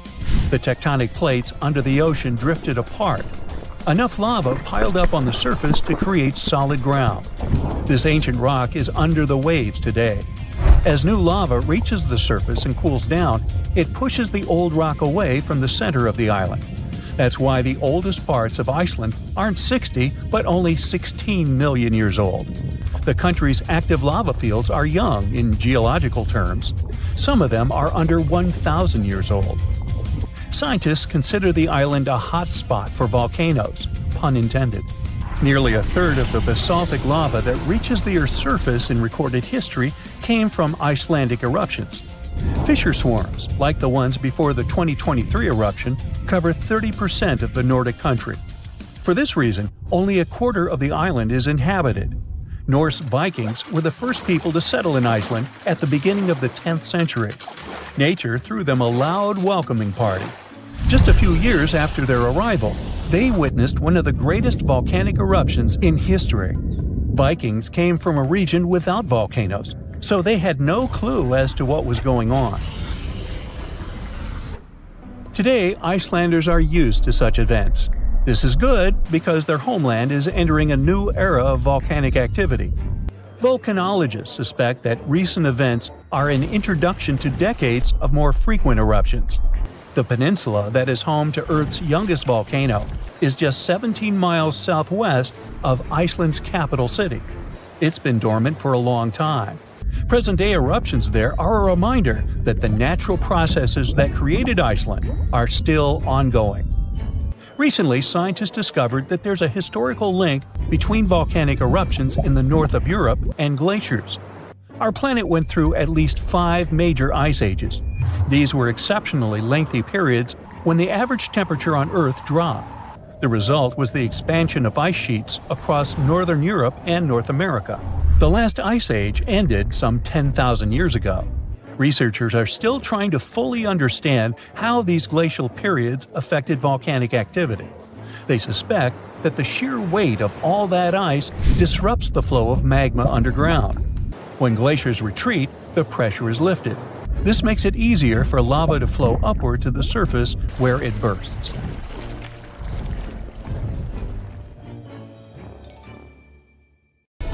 Imagine you're driving across a bridge to visit a friend. The next day, you get in your car to go back, but there is no longer a river under the bridge you drove across yesterday. Believe it or not, this is exactly what happened to people in the south of Honduras when Category 5 Hurricane Mitch hit in October 1998. Choluteca Bridge, which the local authorities reconstructed earlier that year, was left in the dry, as the river now flowed around it, not under it. The structure soon became famous online as the Bridge to Nowhere. This waterway shifted its course overnight, but it normally happens over longer spans of time. A river will stop flowing straight when there is even the tiniest change in the landscape around it. Even something as tiny as a mouse can weaken a riverbank. Imagine a family of mice decides to start a home somewhere by the river and digs a cozy hole. Over time, water gets inside this hole and starts washing away any loose soil. Give it a couple of centuries, and the river will now have a bend in this place. And if you're worried about the mice family, don't be, because they moved out a long time before the water flooded their home. Things happen even faster for small streams because, well, their beds are also smaller. The current breaks down stones, the ground takes them in, and voila, a riverbed or bottom is formed. The current is the strongest in the middle of the waterway, and its power directly shapes the riverbed. The water flowing through rivers is full of soil and other particles.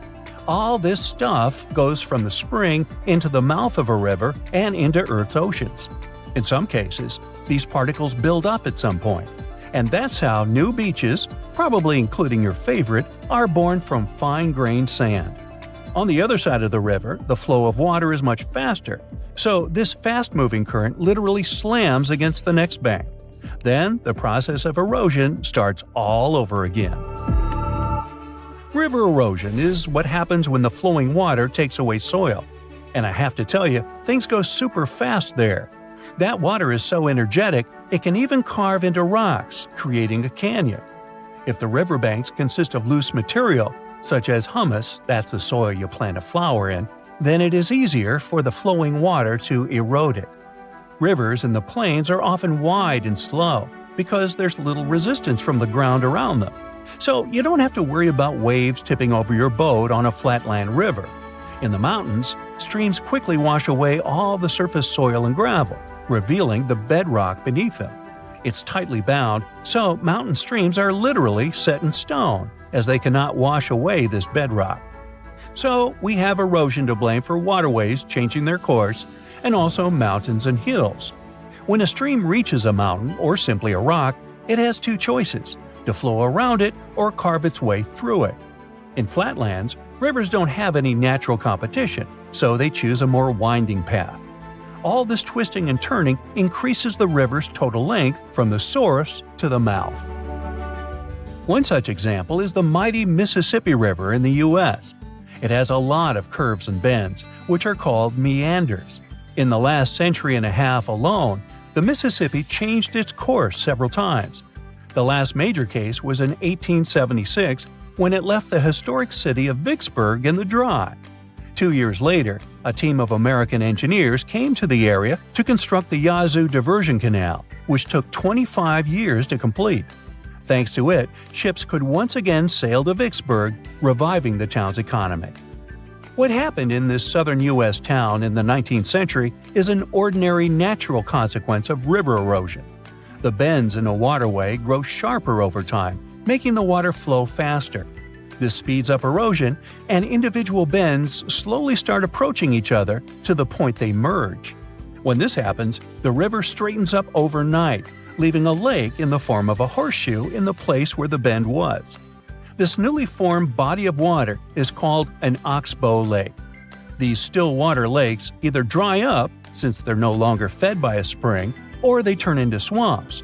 In some cases, humans use them as water meadows used for agriculture. Lake Shakot in Arkansas is the largest oxbow lake in North America, formed by the Mississippi several centuries ago. The source of the Mississippi is a lake in Minnesota, but a river can also start when two other watercourses become one, or when the water simply bubbles up from under the ground. Even melting snow can feed a river, like the Amazon gets its water from the Andes. Determining the source of a waterway can be tricky, so the debate about whether Amazon or the Nile is longer is still ongoing. What scientists know for certain is that the Amazon carries more water than any other river. 1/5 of all the fresh water that enters Earth's oceans comes from this South American river. When you look at the Amazon River on a map, you'll notice how it flows from Peru to Brazil, that is, from the west to the east. This direction might seem odd when you compare it to the Mississippi, which flows to the south on the map. It's so confusing because you probably know rivers flow down, affected by gravity, but down doesn't automatically mean south. Running water will try to find the easiest route down, so there are no rules in terms of cardinal directions. The Nile River is the best example of this, as it actually flows north into the Mediterranean Sea. Northern Egypt, where all those pyramids are located, is on lower ground than Sudan, where the Nile is formed when the Blue Nile and the White Nile merge. Ob in northern Asia and the Mackenzie River in Canada both flow northwest, while the Yellow River in East Asia flows in the same direction as Amazon, to the east into the Pacific Ocean. These major rivers are some of the best examples that a stream doesn't have to flow from the north to the south. Gravity is the only important factor that determines which way a stream will flow, as running water is all the time pulled downwards. The flow of water is faster on steeper slopes. When there's a sudden drop in the flow, waterfalls form. Angel Falls in Venezuela is the highest waterfall on the planet, with water dropping from a height of 2,600 feet. Watch your step. In a waterfall, the falling water can easily reach the speed of a Thompson's gazelle, but as a river approaches the end of its journey, it slows down significantly. The stream doesn't have enough energy to cut into the nearby land. All the sediment it has picked up along the way, such as sandstone, slows it down. At the place where a river meets the ocean or a lake, it gets rid of this sediment along its banks, creating a delta, an area rich in fertile soil. The Ganges in India has the biggest delta in the world, several hundred miles wide and visible from space. The Amazon, on the other side, doesn't have a true delta because the strong currents of the Atlantic Ocean wash away everything the torrent brings. The deepest section of the riverbed that runs along its middle is called a channel. This is where the current is the strongest, so ships travel on top of these channels. When engineers want to expand a waterway, they simply dig a deeper channel and voila, larger ships can now pass. This is just one way humans alter watercourses. We often strengthen the banks of a river to prevent erosion or build dams that stop or divert the flow of water. The oldest operational dam on the planet dates back to the time of Egyptian pharaohs. It was, of course, the first damn thing. It's the first day of your long-awaited trip to the Amazon forest. You flew all the way to South America. More specifically, you landed in the city of Manaus. It's the heart of the Brazilian Amazon.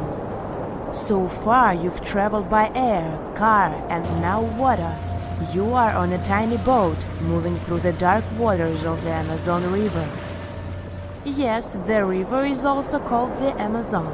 And just FYI, it's the second longest river in the world. It loses only to the Nile River in Egypt. The Amazon sprawls for an impressive 2,700 square miles, beginning in Peru and ending only when it meets the Atlantic Ocean off the coast of Brazil. To get a closer look at the forest, you decide to start by exploring it by boat. First up, you watch some piranha fishing. You can even try to catch one yourself if you like. As you may know, piranhas are carnivorous fish that inhabit the Amazon River, so it might not be your best option to go swimming in these waters. One of the most emblematic species of alligators present in the Amazon River basin is the broad-snouted caiman. It looks pretty much like a regular alligator, except for the fact that it has a yellow chin. Your guide leaves the boat and searches the water to show you a caiman up close. He also tells you of another legendary creature that lives in the dark waters of the river, the pink dolphin. Lucky you get to witness a family of pink dolphins showing their fins near your boat. They look magical from the place where you're sitting. You've probably never known dolphins can be pink, huh? After a few mesmerizing moments, you discover that the dolphin's pink color is nothing but an illusion. The animals are originally pinkish-gray, but due to the brown colors of the Amazon River, they look vivid pink when you stare at them from above. Your guide tells you that the pink dolphin is a central character of Brazilian folklore. Locals believe that the pink dolphins can turn into humans and wander off into towns at night. You get off your boat near one of the entrances to the forest. Now you're going to continue your trip on foot. Your guide says that you are venturing into very dangerous terrain. The Amazon is home to some of the creepiest species of wildlife on the globe, but don't worry, we'll get to see a lot of them today. You've come prepared, of course. Bug spray, a raincoat, and your sharp eyes. Inside the jungle, you need to be alert at all times. You may have heard legends of the anaconda, a snake that can swallow animals as big as a cow in one go. Sorry to break it to you, but those are not just legends. Reptiles like these do actually exist. They live deep in the jungle. It right there, moving between the trees. Is it a spider? The so-called Goliath bird-eater is a monster spider. Its legs can grow up to a foot in length, and the spider itself can weigh around 6 ounces. It's also known as the king of tarantulas. You shouldn't get too close, of course. It's not venomous to humans, but its bite can surely sting. As its name suggests, the Goliath bird-eater can even eat birds, as long as they are smaller than it is. Up next, you run into another species of spider that draws your attention. This one is so tiny that you almost don't see it. It's known by the popular name of the decoy spider. You see one of its creations, a gigantic spider built by the tiny Cyclosa spider in order to scare off large predators. This is as amazing as it is creepy. A spider that uses the remains of other insects and dry leaves to create the image of a large spider on its web. If it fools predators, perfect! But to us humans, this work of art looks almost endearing. Who knew there were artists in the arachnid world? Near a small lake, you witness a unique scene. A large snake is slowly slithering its way toward a lizard that is resting on a rock. The lizard seems obvious to the presence of the dangerous reptile, but right as the snake is preparing to attack, the lizard flies the scene in its iconic way. The so-called basilisk lizard is famous for its ability to walk on water, or rather run across the water. This isn't an illusion, just a matter of balancing. The small lizard moves its legs on top of the water very fast, while its long tail serves as a counterweight. I wish I could do that. If you've ever wondered what a frog looks like on the inside, you've come to the right place. Right in front of your eyes, there is a rare local species of frog. It's known as the glass frog. This species of amphibian has a type of transparent skin that is completely see-through. In other words, you can see the frog's interior with astounding clarity. It's as if you had X-ray vision. Moving on with your journey, soon you come across a pond. Floating on its water is probably the biggest water lily you've ever seen in your life. These huge plants are also known as the Victoria Amazonica. They can measure up to 8 feet across and hold the weight of a grown-up person. But I wouldn't recommend trying to climb on it if I were you. Just cause, it's the Amazon forest we're talking about. The wildlife here is amazing, but the forest itself is also a sight. There are over 80,000 species of plants and trees grown in the Amazon rainforest. In fact, you can find 10% of all the world's wildlife in this jungle. An estimated 400 billion trees grow on the gigantic area the forest occupies. Of course, this place is bound to be biodiverse, right? You won't be able to witness this phenomenon during your trip, but your guide tells you about a unique species of tree that is famous for being able to walk. Yep, you've heard correctly. There are walking trees in the Amazon rainforest. They don't have legs or anything like that, but they do move around in search of better lighting conditions. The Amazon canopy is so thick that only 1% of sunlight can reach the forest floor. Because of this, some trees end up getting less sunlight than others. The so-called walking palm trees seem to be adapted to this situation. They grow new roots, which helps them move for 1 to 2 inches per day. They can walk up to 65 feet per year. Maybe that's what inspired John Ronald Reuel Tolkien to create ants, huh? Those are pretty similar tree beings that roam freely around the world. I kid you not, it's not only wildlife that inhabits the Amazon.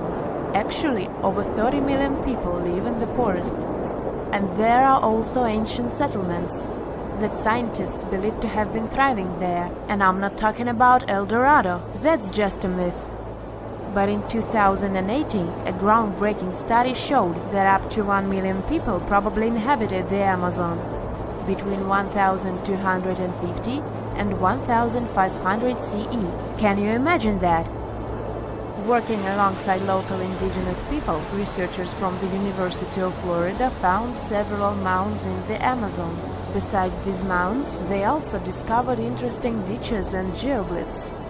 After mapping all of these recurring mounds, scientists understood that this was a sign of an ancient settlement. They found remnants of carefully designed walls centered around plazas. This could only mean that these ancient cities were big and could host hundreds of thousands of people. These findings brought back the idea that the Amazon could have been home to thriving civilizations way before the Europeans arrived there. But rather than cities drenched in gold, they were simply well-developed agricultural societies. The Amazon River travels through 9 South American countries at a length of over 4,000 miles. Still, it's impossible to cross it by a bridge. With the river being the main highway, traveling through this dense forest, and so few areas populated around the river, there's just no reason to have one. The river can rise up to 30 feet, and the river crossings that were only 3 miles wide can expand to over 30 miles in just a few short weeks in certain spots, making a bridge nearly impossible to build here. In New Zealand, in the coastal town of Mauriki, there are huge spherical boulders. Some rocks are 6.5 feet tall and weigh about 7 tons, as much as 10 cows. Ooh, there's a 10-cow boulder. Maori legend has it that these rocks are from the remains of the goods from a large shipwreck that happened hundreds of years ago. From a more scientific perspective, it's sand and gravel combined to form these giant boulders. Waves and winds give them a smooth, round appearance over time. The whole process might take millions of years. Indonesia's Kaiwan Ijen volcano is famous for a stunning turquoise-colored lake sitting at the top of the peak, but don't dip in. It's an acid lake. But its scariest part is the sulfuric gases leaking out when lava flows freely, reaching temperatures hotter than 1,000 degrees Fahrenheit. When those gases come in contact with the air, they combust into a spectacular electric blue flame. That's why the volcano has blue lava. The island of Surtsey, south of Iceland, was formed over 50 years ago by a volcanic eruption. It all began back in 1963 when a powerful volcanic eruption created one of the youngest islands on the planet. All sorts of bacteria, fungi, and molds began taking over the island, leading to numerous other animals finding their way here, like seals and birds. Birds and ocean waves deposited seeds all over the island. Sadly, the island's getting smaller now because of water and wind erosion. Located off the coast of Brazil, there's an island called… I'm a bit rusty on my Portuguese, so here it is on the screen. It looks perfectly untouched and pristine. Bad news? Dangerous snakes overrun it completely, so take a doctor with you in case you want to go there. Over 4,000 of the golden lancehead vipers inhabit this island. These 3-foot-long snakes are among the most venomous in the entire world. I think I'll skip that. Landing down under, you can see the Opera House, Uluru, lots of kangaroos, and catch the strangest wave of the world, Wave Rock in Western Australia. It's not made of water, but stone. It can be up to 50 feet tall and almost 300 feet long. It's especially incredible after rains in winter when the Western Australian wildflowers fill up the entire landscape. In Atlanta, there's a World of Coca-Cola museum. The formula for the secret recipe is in a large security vault, heavily guarded at all times. Only a handful of people can get through those vault doors. Since its creation in 1886, the company has kept it a secret for only the most honest employees. In 2006, a former worker tried to sell the formula to Pepsi, only for Pepsi to call the police and inform Coca-Cola. The Polka Dot Lakes is a must for anyone who is in British Columbia. After the summer's scorching heat evaporates the lake's water, it leaves behind yellow, blue, and green water spots. These pools are full of all sorts of minerals, like sodium, calcium, and magnesium sulfates that get concentrated in the pools. You can't get too close or even dip your feet into them. A fence protects the entire lake with a sign about how culturally and ecologically sensitive the area is. In Death Valley, California, there's a mystery of the sailing stones. Since the early 1900s, the mystery of how all these stones were seemingly moving by themselves across the desert floor baffled everyone. Some believe that the rocks move by thin pieces of ice around the stones pushed by winds after winter. No one ever saw any of these rocks moving until 2014. Scientists set time-lapse recorders, and the footage showed the rocks sliding along the ground over time. The Marble Caves in Chile, located in the beautiful area of Patagonia, formed from over 6,000 years of waves wearing down the rocks. The crystal blue walls reflect the vibrant turquoise water, making it perfect for kayaking. Walking in Chestnut Ridge Park in New York, one can see an eternal flame. What makes this one stand out, though, is it's underneath a waterfall. Occasionally, the flame will go out for short periods, but it will light up again. Sometimes it's thanks to certain hikers along the way. If you ever stop your car on a magnetic hill in New Brunswick, Canada, you'll see the car might start rolling backwards up the hill, all by itself. While it looks like it's moving the wrong way, this is just an illusion. There are several hills like this all around the world. What looks like an incline is the opposite, all because there's no horizon for perspective. The brightest bioluminescent bay in the world, called Puerto Mosquito, is located off the coast of Puerto Rico. The bay is named for the pirate Roberto Cofresi and his small boat El Mosquito, not after those annoying insects. During the summer months, you'll have glassy water at night with millions of tiny microorganisms bumping into each other and emitting blue light. The Chocolate Hills in the Philippines is a group of unusually shaped hills located in the middle of the island of Bohol in the Philippines. There are 1,000 to 2,000 discovered so far. They have nothing to do with chocolate at all, but they resemble the color after the dry season, when the grass turns from green to brown. In the northeastern part of Thailand, 466 miles away from Bangkok, is a 75-million-year-old rock formation sticking right out of the mountains. Their shapes look just like a pod of whales swimming together. No wonder this place is called Three Whale Rocks. Millions of years ago, this area was just a desert, but this land has changed quite dramatically during this time. These sandstone mountains were lifted up by plate tectonics, that's the shifting of the crust layers, called lithosphere, and erosion by the Mekong River, resulting in the strangely shaped rock formations we see today. Salar de Uyuni in Bolivia is the world's largest salt flat. At 4,050 square miles in size, it's twice as large as Grand Canyon National Park. After winter has passed, the salt lake is transformed into a beautiful giant sky-reflecting mirror between September and May. With salt all the way to the horizon, it creates an illusion of endlessness. The thin layer of water left over from ice melting creates a shimmering effect of the sky, making it one of the best places to visit in the world. The Catatumbo River in Venezuela might be the stormiest place in the world, with nearly 300 storm days a year. The lightning storms are so consistent, and they're predicted 3 months in advance. During the wet season in October, you might see 30 lightning flashes in a single minute. At sunset, strong winds flow around the 3 surrounding mountains, forming storm clouds over the water. When the water droplets of humid air collide with ice crystals from the cold air, the static charges cause a lightning storm that happens nearly every night. Off the southern tip of Japan lies the Yonaguni Formation. Archaeologists believe that the monument belongs to a fabled Pacific civilization, like Atlantis, that vanished beneath the waves thousands of years ago. If it's truly a lost civilization, or just nature having a little fun, this is the site to dive into. Features inside the structure resemble stonework like castles, temples, and a stadium, connected by roads and what seems to be large walls all the way around. There are even marks in the stone that appear to show quarry work, faded faces, and rocks sculpted into animal shapes. Some scientists believe that the symmetry of the stones is not as straight as reported. It appears solid rock rather than carved blocks, weathered down by all the water over many years. Plitvice Lakes National Park in Croatia is an interconnected chain of waterfalls, the tallest being 230 feet, and underground water channels, creating natural dams and lakes in such a picturesque environment. Found in the deep woodlands surrounded by meadows brimming with wildflowers, brown bears, gray wolves, lynx, deer, and plenty of rare bird species for birdwatchers call these 115 square miles of the national park home.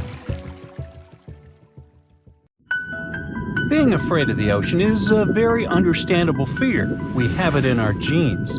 In the past, humans had to avoid certain dangerous situations, like big animals and deep bodies of water, in order to survive. Plus, we've only explored 5% of the oceans, so we never know what we can stumble upon there. In regular conditions, GoPro is just a camera. But if you find it lying at the bottom of a 400-foot pit in the middle of the Caribbean Sea, that will make your blood run cold. I know 400 feet may not seem like much, but a person who is deep diving for fun usually can swim from 59 to 98 feet deep only, unless they're a professional diver. But say you made it to that pit and retrieved that GoPro. That would have still been fatal to you. In this specific hole where the camera was found, there would be a layer of hydrogen sulfide, a very dangerous and foul-smelling gas, at the mark of 300 feet. The gadget was 100 feet lower, alongside its owners, 2 long-lost explorers. To this day, very few people manage to dive this deep and go back unscraped. In fact, the deceased explorers were found only with the help of submarines. Now, you might be curious about the content of the GoPro. In stories like this, we expect proof of foul play or sinister footage. But the only thing found there were the images of happy times the explorers had during their trip. A sad ending to a vacay. Now, in deep waters, you can also find many species that seem to be otherworldly, but in a cute and interesting way, like the alien sponge. This fun little fella is a sponge first seen near the Mariana Trench in 2016. It's actually part of an ecosystem dubbed Forest of the Weird. Okay, this makes it sound a bit creepy. And what adds to the weirdness is the fact that the alien sponge had 2 little holes that resemble little eyes, so like it's peeking at you. Another fun fact? The skeleton of this type of sponge is made of glass. And if you're afraid of cockroaches, I'll let you take a deep breath here. Ready? Cool. Because on the ocean floor, there are more than 20 different types of giant isopods, beetle lookalikes, that can be as big as 14 inches. Yikes! But fear not, these guys usually roam the ocean floor for food. So, unless you dive 7,000 feet, which we've just seen is not possible, you won't run into them. Now, despite the horror movie name, the bloody belly comb jelly is actually a fascinating creature you can also find in the ocean. They live in the twilight zone of the ocean, which is between 820 and 4,900 feet below sea level. Pretty far from where you usually soak your feet. But what's so cool about this jelly is its color.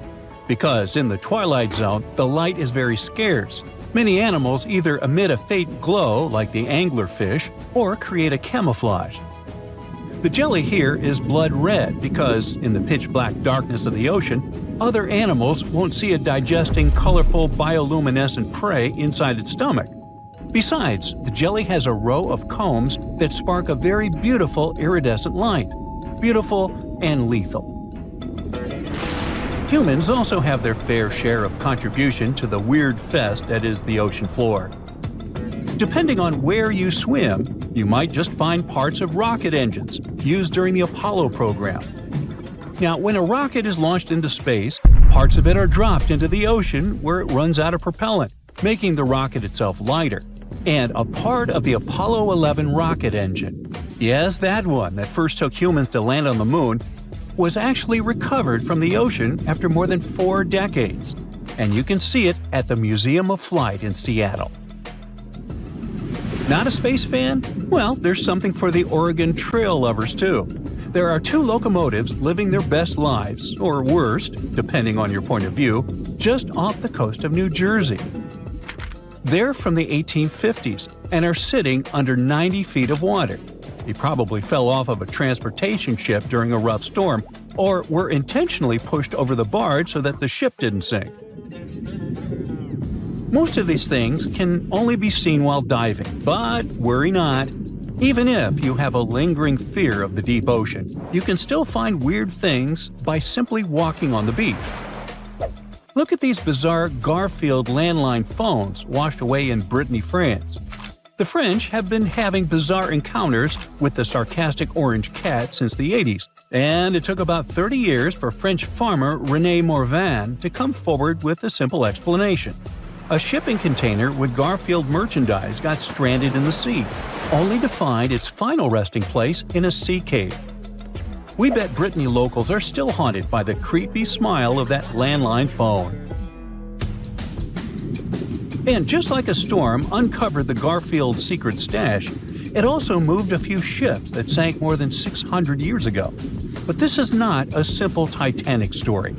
It actually sounds more like Pirates of the Caribbean, because when the storm moved those old ships, authorities from Caesarea found 2,000 gold coins, some silver and bronze coins, gemstones, and rings. It was a bigger treasure than a dragon could hoard. But don't get your hopes up. Even though most of the underwater archaeological zones in this region are open to divers, these treasures are safely tucked away in a museum. Speaking of pirates, and I was, another weird thing you can find chillin' in the ocean is the pirate city of Port Royal, Jamaica. In 1692, the city was devastated by an earthquake, followed by a tsunami. A really bad twofer.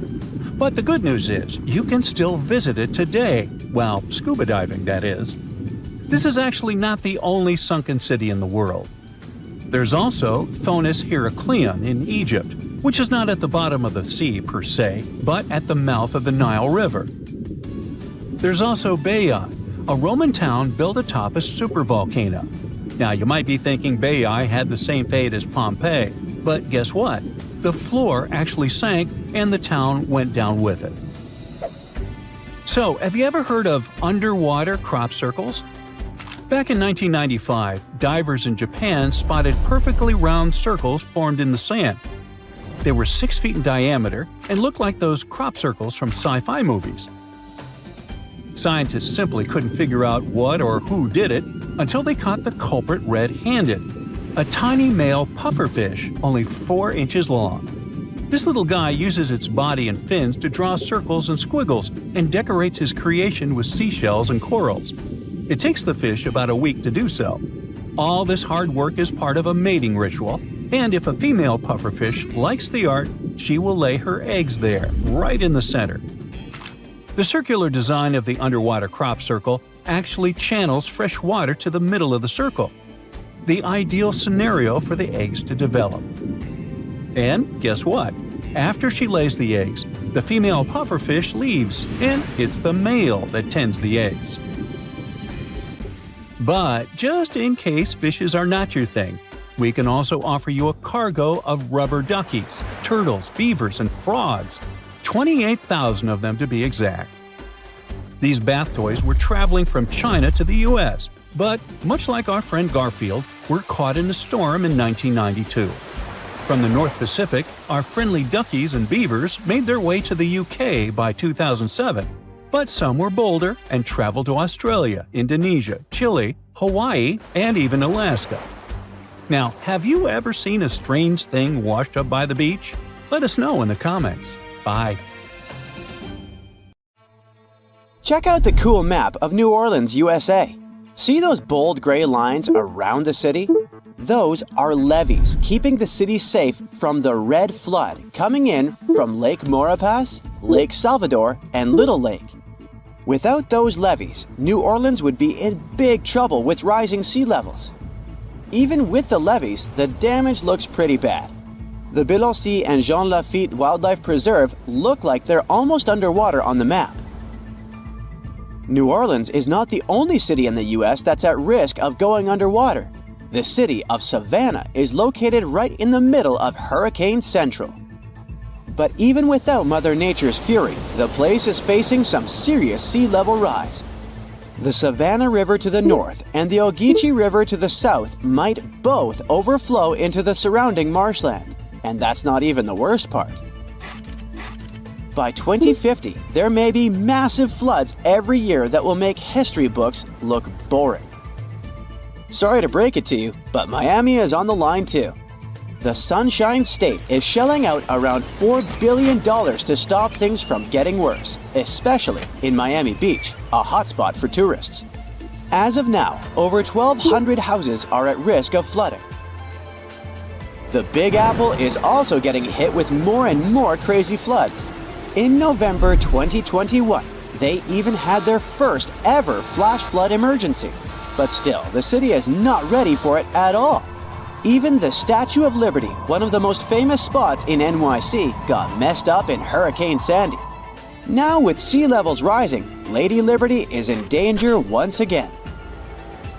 Tabasco, Mexico is no stranger to flooding, thanks to its coastal location on the Gulf of Mexico.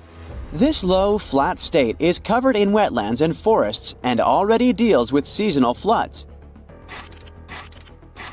But with sea levels rising, it could eventually be completely taken over by water. This would put at risk some seriously important things, like the Mayan ruins of Malpasito and Comacalco and Tabasco sauce. The sauce comes from Louisiana. Jokes aside, it's not just Tabasco. Parts of the Yucatan Peninsula and Baja California are also at risk from rising sea levels. Panama City is also in trouble. Apparently, the super trendy Casco Viejo and the swanky Costa del Este hood might get submerged in 2050, when Pedro Arias de Avila first founded it. Fun fact, it was the first European settlement on the Pacific coast. The 17th and 18th century forts on the Caribbean side are also in danger. According to Climate Central, they might get washed away by rising sea levels. Even UNESCO has had them on its risk list since 2012. Some more sad news. The Bahamas is going to be hit hard by rising sea levels. I mean, Hurricane Dorian was already a huge bummer in 2019. And now, they're saying most of Grand Bahama, Nassau, Abaco, and Spanish Wells could go underwater by 2050 due to various reasons. Amsterdam. The Netherlands is one of the Low Countries for a reason.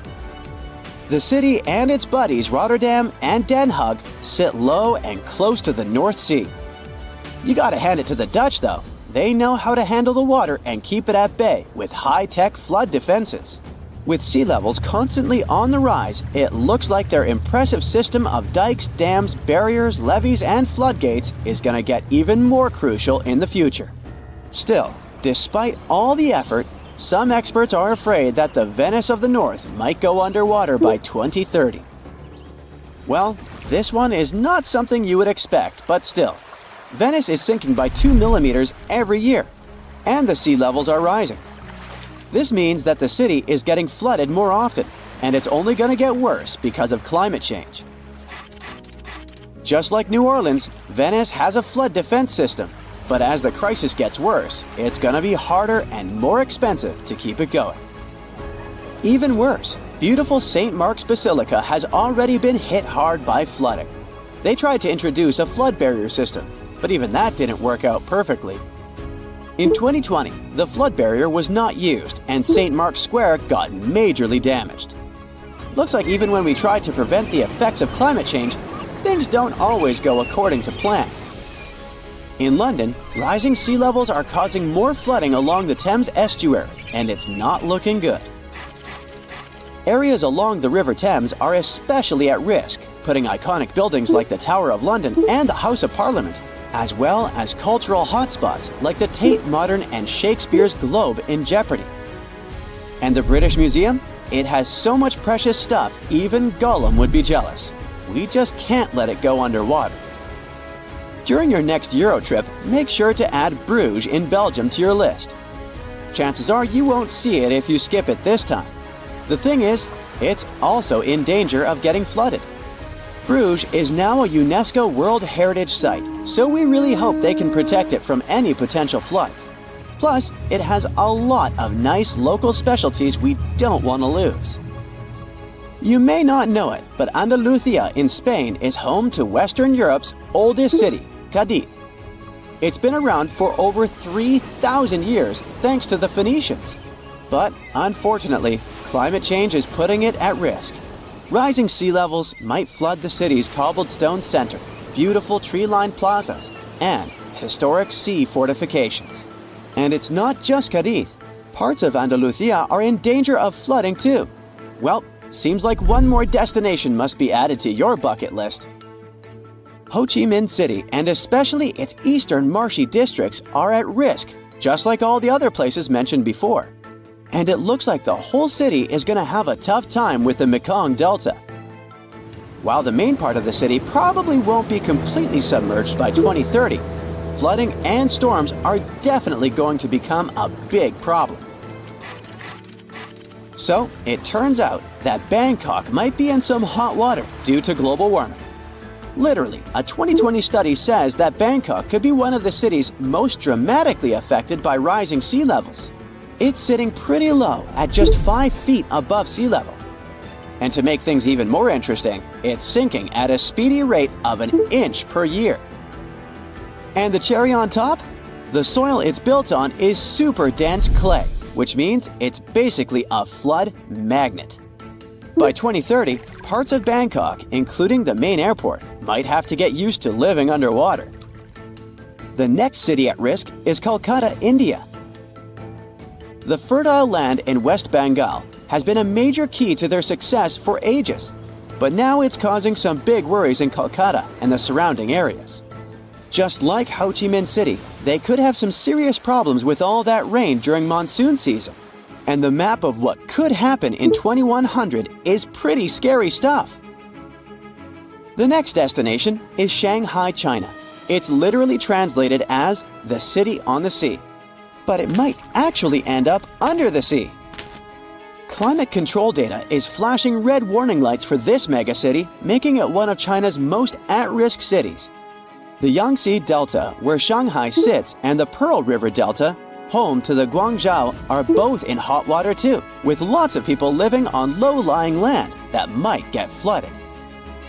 The Maldives, a luxurious group of islands, already get flooded every year. Experts think they might lose 80 or even more % of their islands in the next 30 years. The Maldivian authorities aren't taking any chances, though. They're already making plans to buy land in other countries, just in case they need to relocate the whole population. So think about it. What was the weirdest thing you've ever done for work? Printing hundreds of pages of useless reports or unknotting holiday lights? Well, there's a scientist out there who spent 100 days below the surface of the Atlantic Ocean. Dr. Joseph Dieterich, or rather Dr. Deep Sea as he likes to call himself, was living underwater as part of Project Neptune 100. This project is a long-term study of how compression affects humans, both physiologically and psychologically. Dr. Deep Sea, who's a biomedical engineer and University of South Florida associate professor, went under the sea to see if increased pressure can help humans live longer and prevent health problems that come with old age. From day one of the mission, Dr. Dieterich was actively sharing what was going on in his social networks. He mentioned that another important goal for him was to inspire scientists from different generations to study life undersea. After 74 days of the mission, he officially set a new Guinness World Record for the longest time living in an underwater fixed habitat. But he didn't just jump out on the surface after it, woohoo, and stayed the planned 100 days. The scientist definitely wasn't bored for those 14 weeks. He collected data, collaborated with other researchers, virtually taught a biomedical engineering course at his university, and reached out to thousands of students from 15 countries online. Once the mission was over, Dr. Dieterich was greeted by his family and friends, the media, and many fans who were following his work online. Dr. Deep Sea is now 55 years old, and he claims that living underwater has really made him feel 10 years younger. The doctors who greeted him and the results of the tests they have so far prove the de-aging effect. Our hero has some improvement in his sleep and metabolism. He also noted that his body had shrunk a half an inch. Wow, 2,300 more days and he'd be a foot shorter. Maybe. Probably not. If you want to try a light version of what Dr. Deep Sea has gone through, you have two options. The first option is hyperbaric oxygen therapy.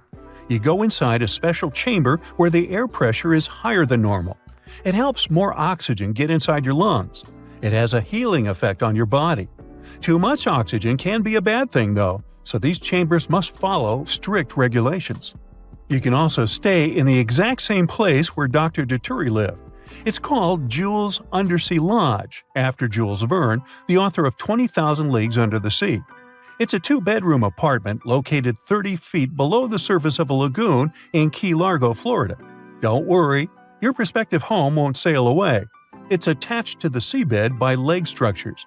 There are 3 windows with a direct ocean view and some marine life outside. A lot of it. There's also a command center that keeps oxygen, water, and power levels under control. An air conditioner keeps the temperature comfortable, and a chef dives in to cook meals for the guests upon request. Now, you can't just dive in to see if they have a spare room, though. There's some paperwork involved for each guest. And you'll have to put on some gear and leave it in the wet room before you get into the nice and comfortable apartment. As for Dr. Dieterich, he doesn't plan to stop his studies of how humans can survive in isolated environments. He's going to take a flight on a modified airliner where you can experience zero gravity multiple times. Something not for the weak of stomach. It's the next step to his dream of becoming a civilian astronaut and traveling into space by 2026. Dr. Deep Sea wasn't the first scientist to stay alone in an unusual setting for research purposes. Italian sociologist Maurizio Montalbini had spent a total of 2 years and 8 months in caves to see how the human mind and body would cope with complete isolation. He started his experiments in the 1980s. At the end of 1986, he entered a cave in the Apennine Mountains near Ancona in Italy. He would only get back on the surface 210 days later, which made him the world record breaker for spending the longest in complete isolation at that time. Montalbini survived on a high-calorie diet of powdered foods and pills, much like those that astronauts use on space flights. Scientists monitored his health using special tools from the outside of the cave. Maurizio would later break his own record, and he shared that the only way to do it was to make a friend of solitude instead of fighting it. He did his experiments in collaboration with NASA and universities around the world, and prove that isolation affects time perception and sleep. An interior designer from Ancona was so inspired by the experiments that she volunteered to take part in a similar one herself in 1989. Stefania Follini spent 4 months in an underground room 30 feet down in the Lost Cave in New Mexico. The experiment was on circadian rhythms, those 24-hour cycles that are part of your body's internal clock. Stefania had no natural clues on what time or day it was. Soon enough, she stayed awake for more than 20 hours and slept for 10 hours at a time. So her biological clock changed into a 48-hour day cycle. She stayed entertained down there thanks to a guitar, a computer, 2 friendly mice, some frogs, and some grasshoppers. She decorated the cave with cutouts from cardboard when she got bored and did judo to stay strong and flexible. Once the experiment was over, the scientists who greeted Stefania asked her to guess what day it was. She felt like it was the middle of March, but in reality, she went out of the cave on May 22nd, so she lost the perception of time and 17 pounds. Her meals were super spread out because of her new regime, and because she mostly ate beans and rice, she had a shortage of vitamin D. You know that feeling when your parents tell you something all the time, and you wish you could prove them wrong? Well, it drove Dr. Donald Unger into an unusual scientific experiment. He cracked the knuckles on his left hand twice a day for over 50 years. He didn't get any terrible health conditions, unlike what his mother told him.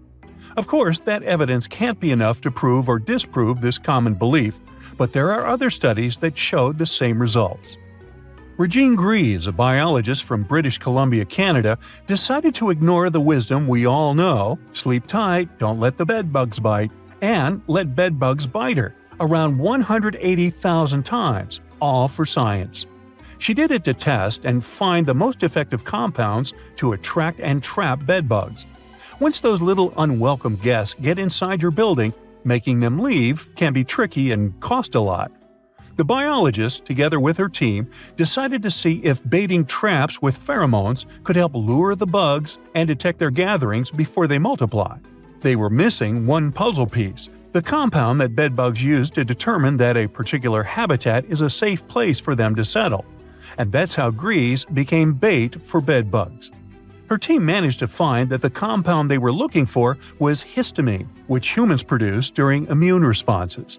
The researchers believe this means they can produce really cheap chemical traps for those little pests. Dr. Kevin Warwick, former professor of cybernetics at the University of Reading, became the world's first real cyborg. He connected his own nervous system to a computer to see how technology can change healthcare. He implanted a device in his left arm to transmit his own neural signals to a robotic hand and control it. The scientist believes implants are the ideal solution for people with neurological problems, as they can control objects just by thinking about moving. And it doesn't have to be only about treatment.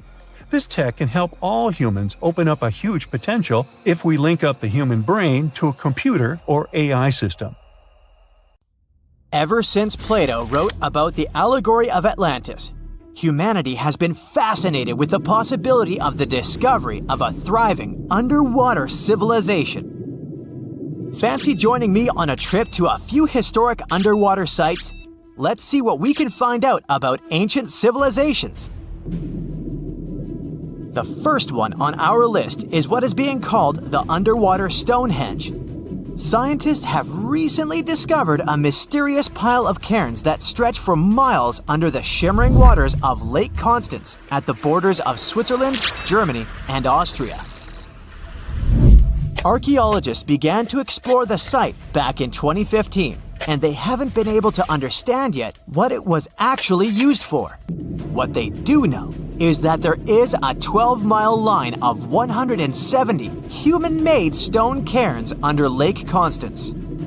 Scientists say this was most likely the result of a combined work of several villages. The cairn site was probably used for some collective purpose. The formations are huge. Some of them are several dozen feet wide. The most amazing discovery so far is that the site dates back to around 5,500 years ago. Now, What were we humans doing back then? We were living in the prime years of the so-called Stone Age. We were beginning to make artifacts from stone and use them to hunt and eat. Can you imagine what a knife and fork might have looked like back in those days? It's no coincidence that scientists call this site the underwater Stonehenge, though. Both sites are believed to have been built around the same period of time. You see, Stonehenge dates back to around 3100 BCE.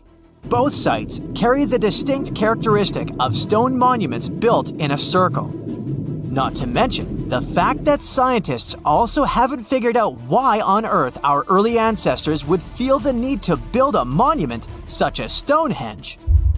Well, the mystery of Lake Constance hasn't been solved yet. Who were the Neolithic people from this area? And for what purpose did they go through such an amount of work and effort to build this huge stone site? Next, we're taking you on a tour of the Ryukyu Islands just off the coast of Japan. You're diving deep down to an archaeological site. But I should warn you, the waters of the Pacific Ocean are far from smooth. It doesn't take long before you see a huge structure, thanks to the sunlight shining down on the seabed. At first, it looks like Machu Picchu's ruins located across the globe in Peru. As you approach the site, you slowly figure out its forms. A pyramid-shaped structure, arches, staircases. It's something that could have easily been a palace or a castle. Could this be a sign of human activity? What you've just seen is known today as the Yonaguni Monument. It also goes by the name of Japan's Atlantis. The entire monument is about the size of 5 soccer fields and the height of a 5-story building. Its most surprising feature is its expanse of terraces. Explorers and scientists believe that Yonaguni might be 10,000 years old.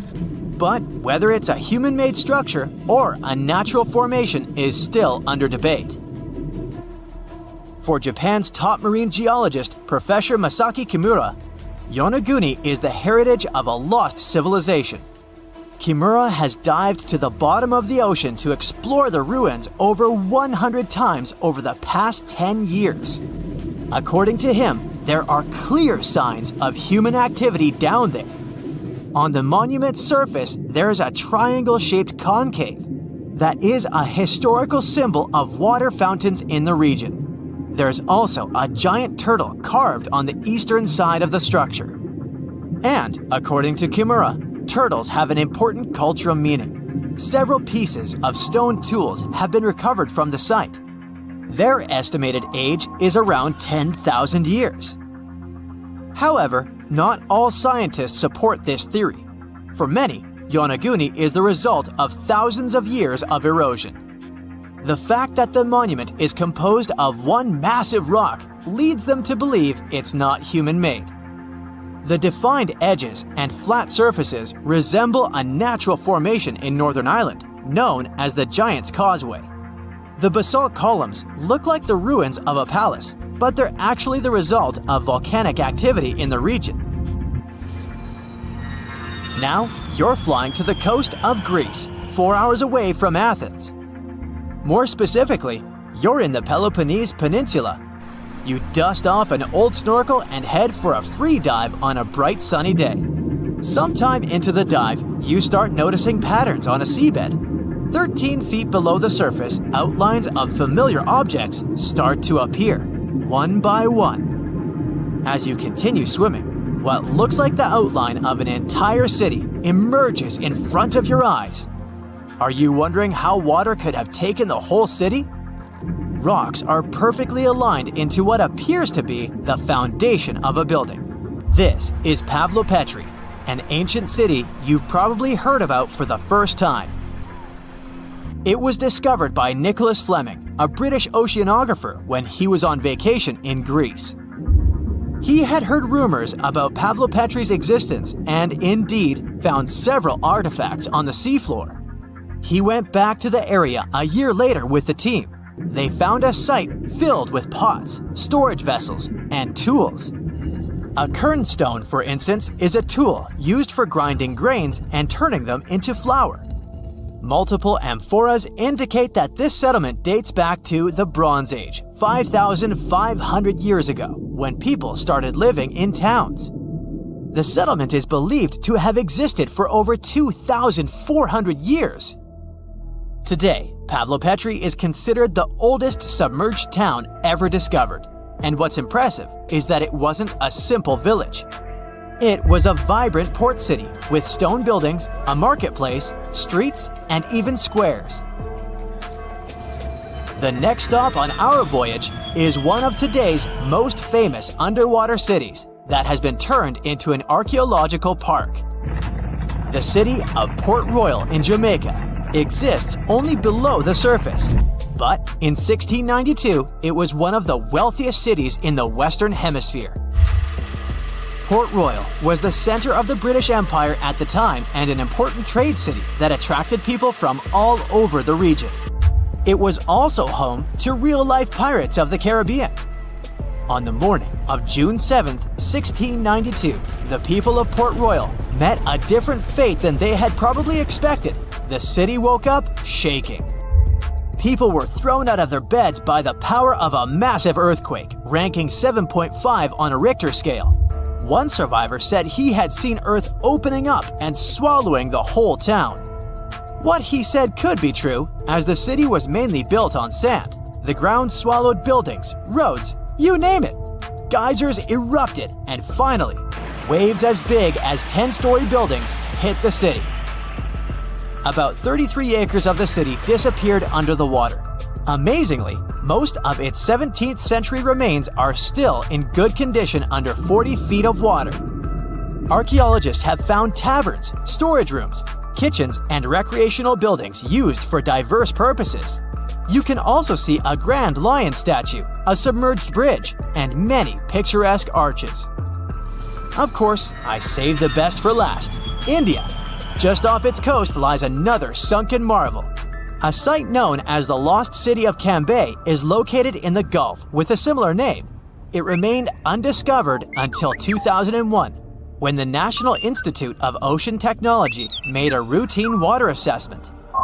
With the help of sonar technology, which sends a wave sound to the bottom of the sea, they found something far beneath the surface.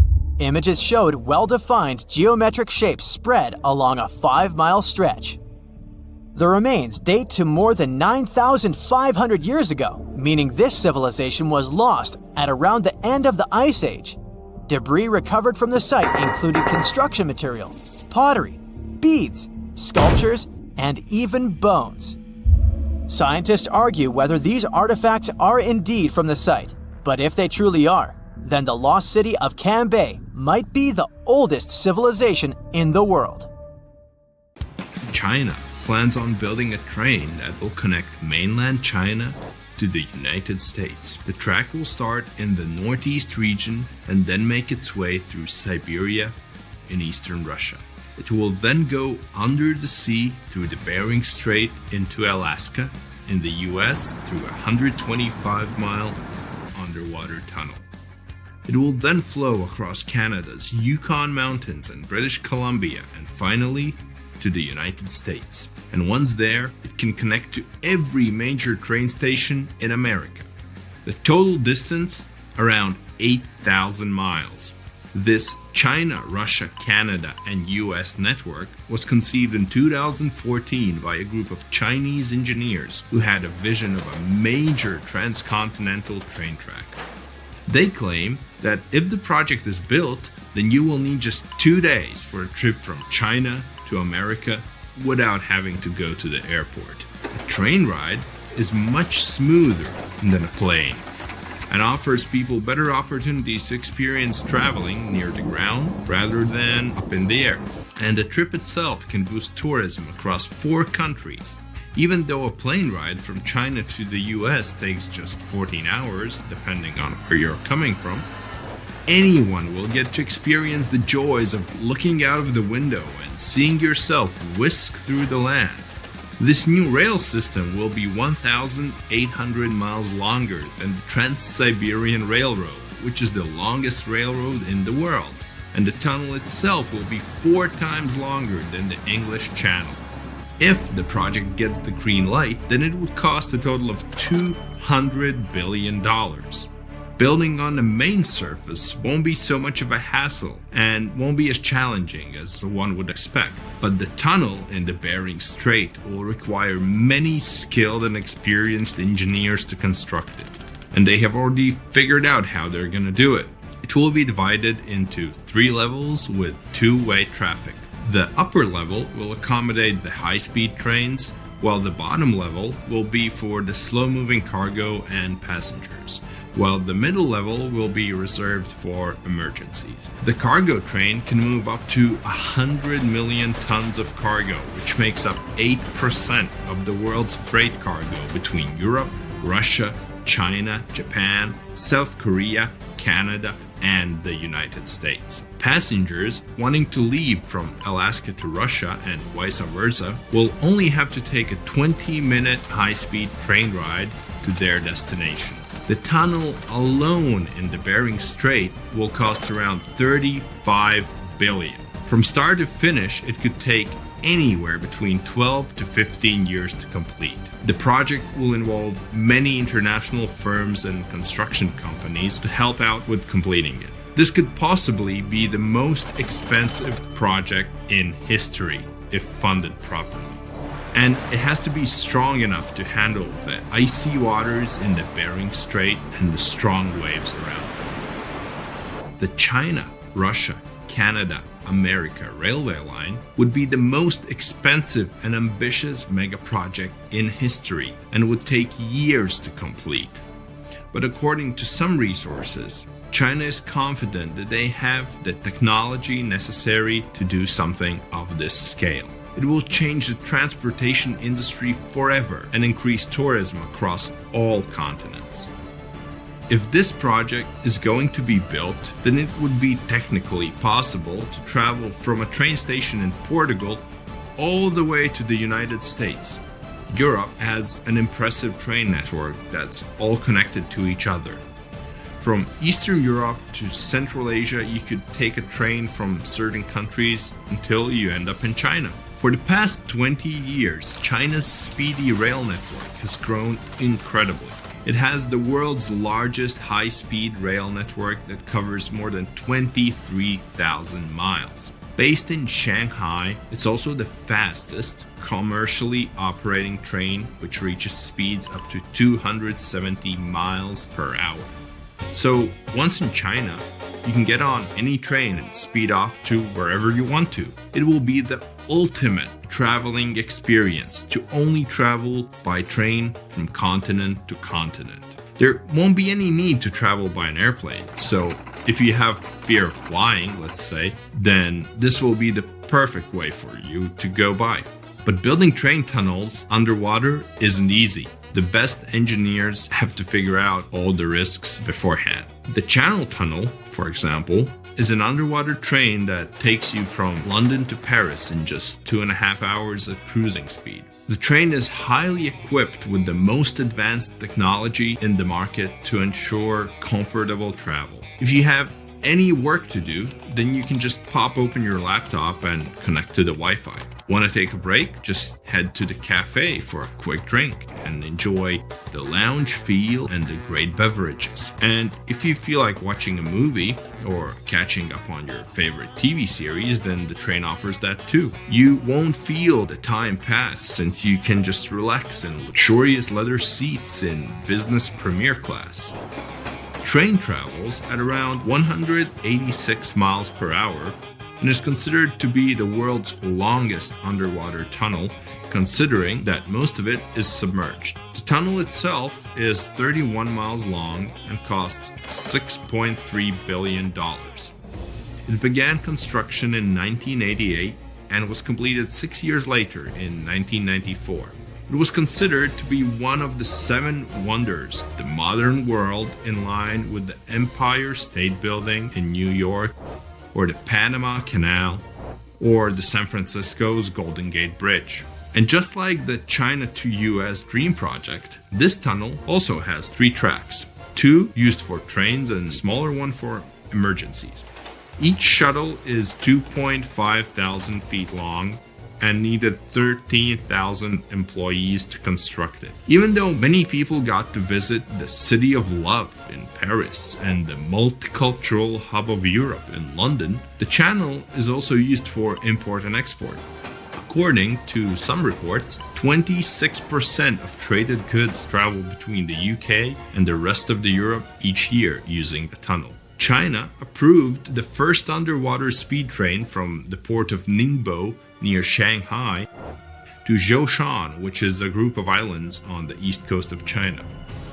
The brand new railway will stretch for around 50 miles with a decent part of it built underwater. What makes it cooler is that the train will rely on a magnetic track where the train cabins will float in the air on the tracks and speed away. If this project becomes a reality, then it will most likely feel like riding in a royal carriage. You can book cabins and rooms with multiple bedrooms and accommodations. You'd be treated like a guest of honor at any ceremony. Constant entertainment and food are yours all day long. Ticket prices may vary, but still be expensive, so not everyone could afford it. There's high-speed Wi-Fi, of course, in all areas, with some of the best seats in the world.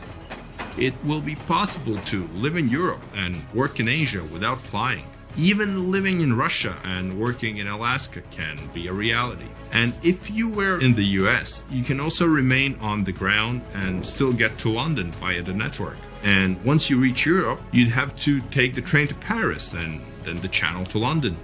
But there hasn't been any news on the project so far. It hit an economic wall and is still in the conceptualizing stages. Many critics didn't hold back on how this project could not revolutionize the transportation industry, but might instead sink it into more depth. They claim that cargo ships and flights are just as good and a lot cheaper, so there's no need to put such large amounts of money for something that maybe only a handful of people can use. Moving cargo through trains won't necessarily be as fast as planes or ships. If this train network replaces shipping and flights, then many people who work in aviation would have to change jobs and move on to trains. Of course, something like this wouldn't happen overnight and would probably take decades. This project might even open doors for countries in Asia and Africa to build mega network speed trains all connected to each other.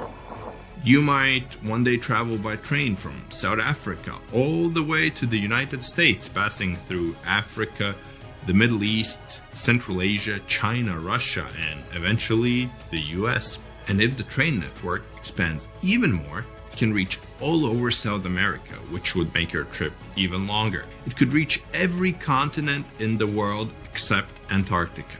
Imagine a worldwide railway network of high-speed trains connected to every station on Earth.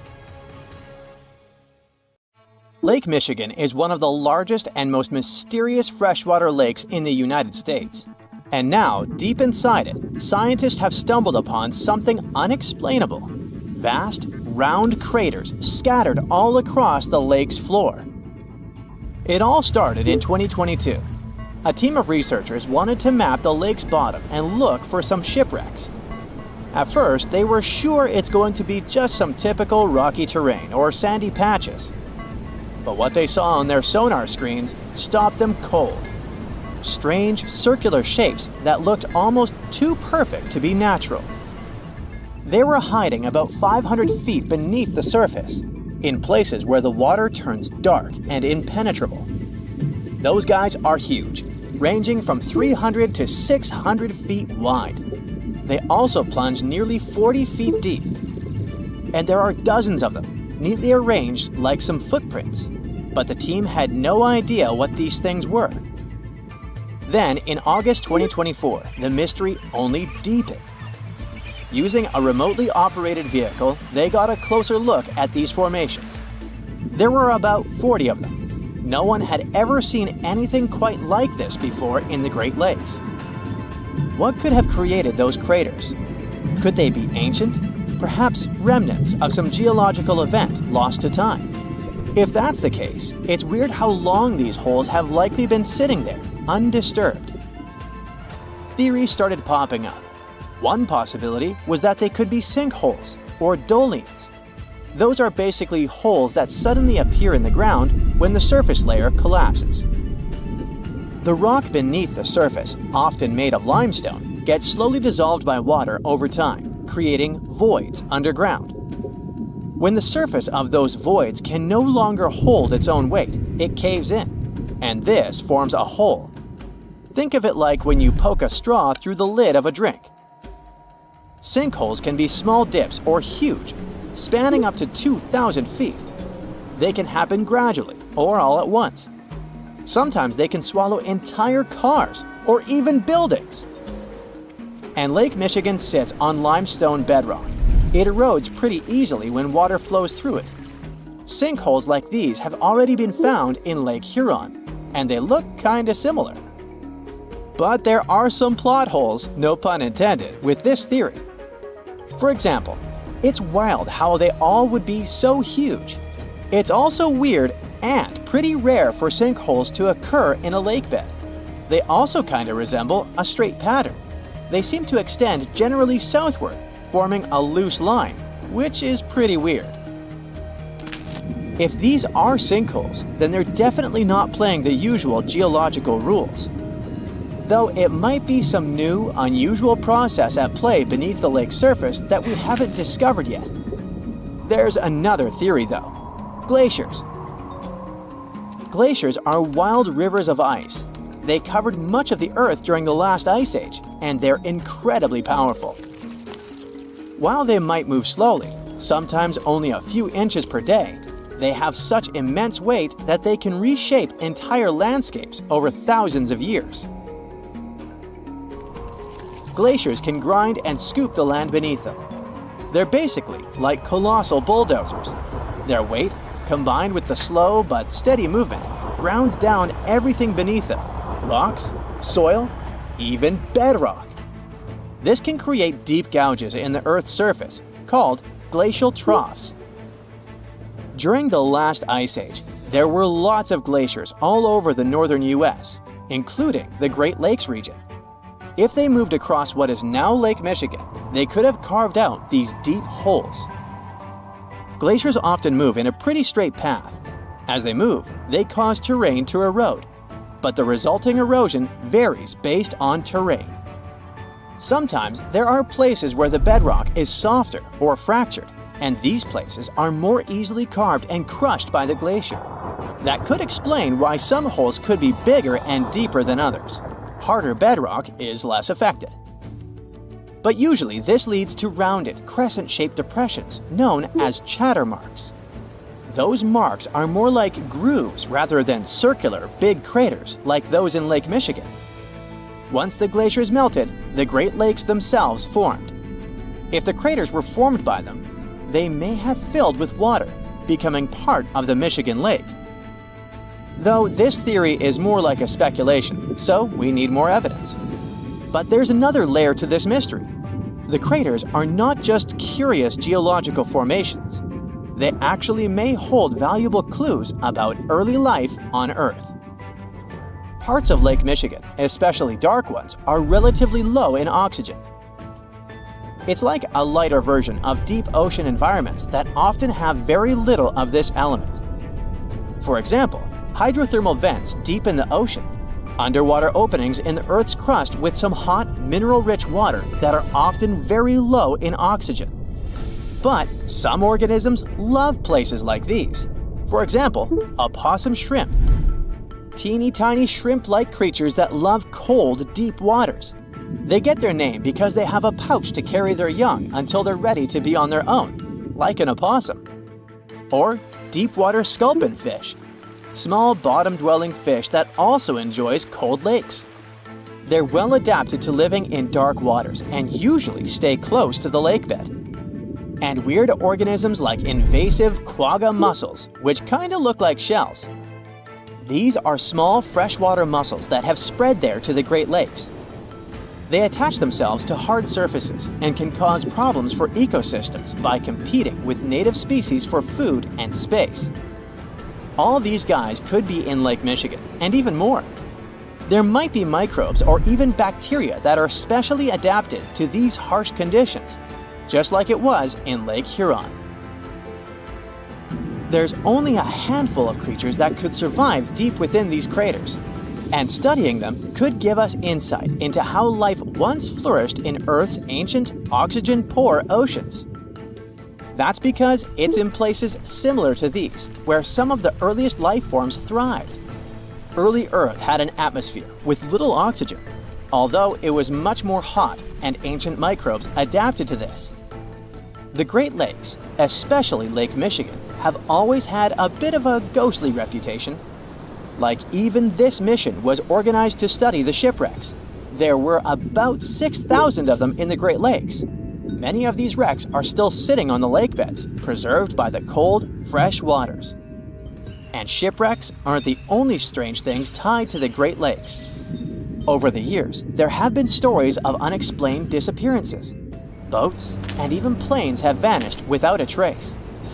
The lakes, often calm on the surface, can suddenly turn dangerous with unpredictable storms and massive waves, leading to these mysterious events. Not even mentioning all the creepy stuff people noticed there over the centuries, such as ghostly lights above water or bizarre weather patterns like eerie, sudden fogs that seem to appear out of nowhere. In 2007, they even discovered some prehistoric structure that looks like Stonehenge there. Well, it was way smaller, but still. It lay about 40 feet below the surface in the heart of Grand Traverse Bay, and it's speculated to be about 9,000 years old, way older than Stonehenge. Looks like this is a print of those who lived in the area thousands of years ago. These massive stones are arranged in a careful, winding pattern stretching over a mile. They range in size from basketballs to compact cars. But one, in particular, stands out. A boulder 3.5 to 4 feet tall, 5 feet wide. It's etched with the image of a mastodon, a creature that roamed the earth about 11,000 years ago before it went extinct. It probably sank there during the end of the last ice age we mentioned. This period had reshaped the region. This place is underwater now, but back in the day, it was still dry land. So the stones were probably created by people who lived there, though we're not sure why. Were they used as hunting blinds? Or was it some sort of an ancient calendar? Who knows?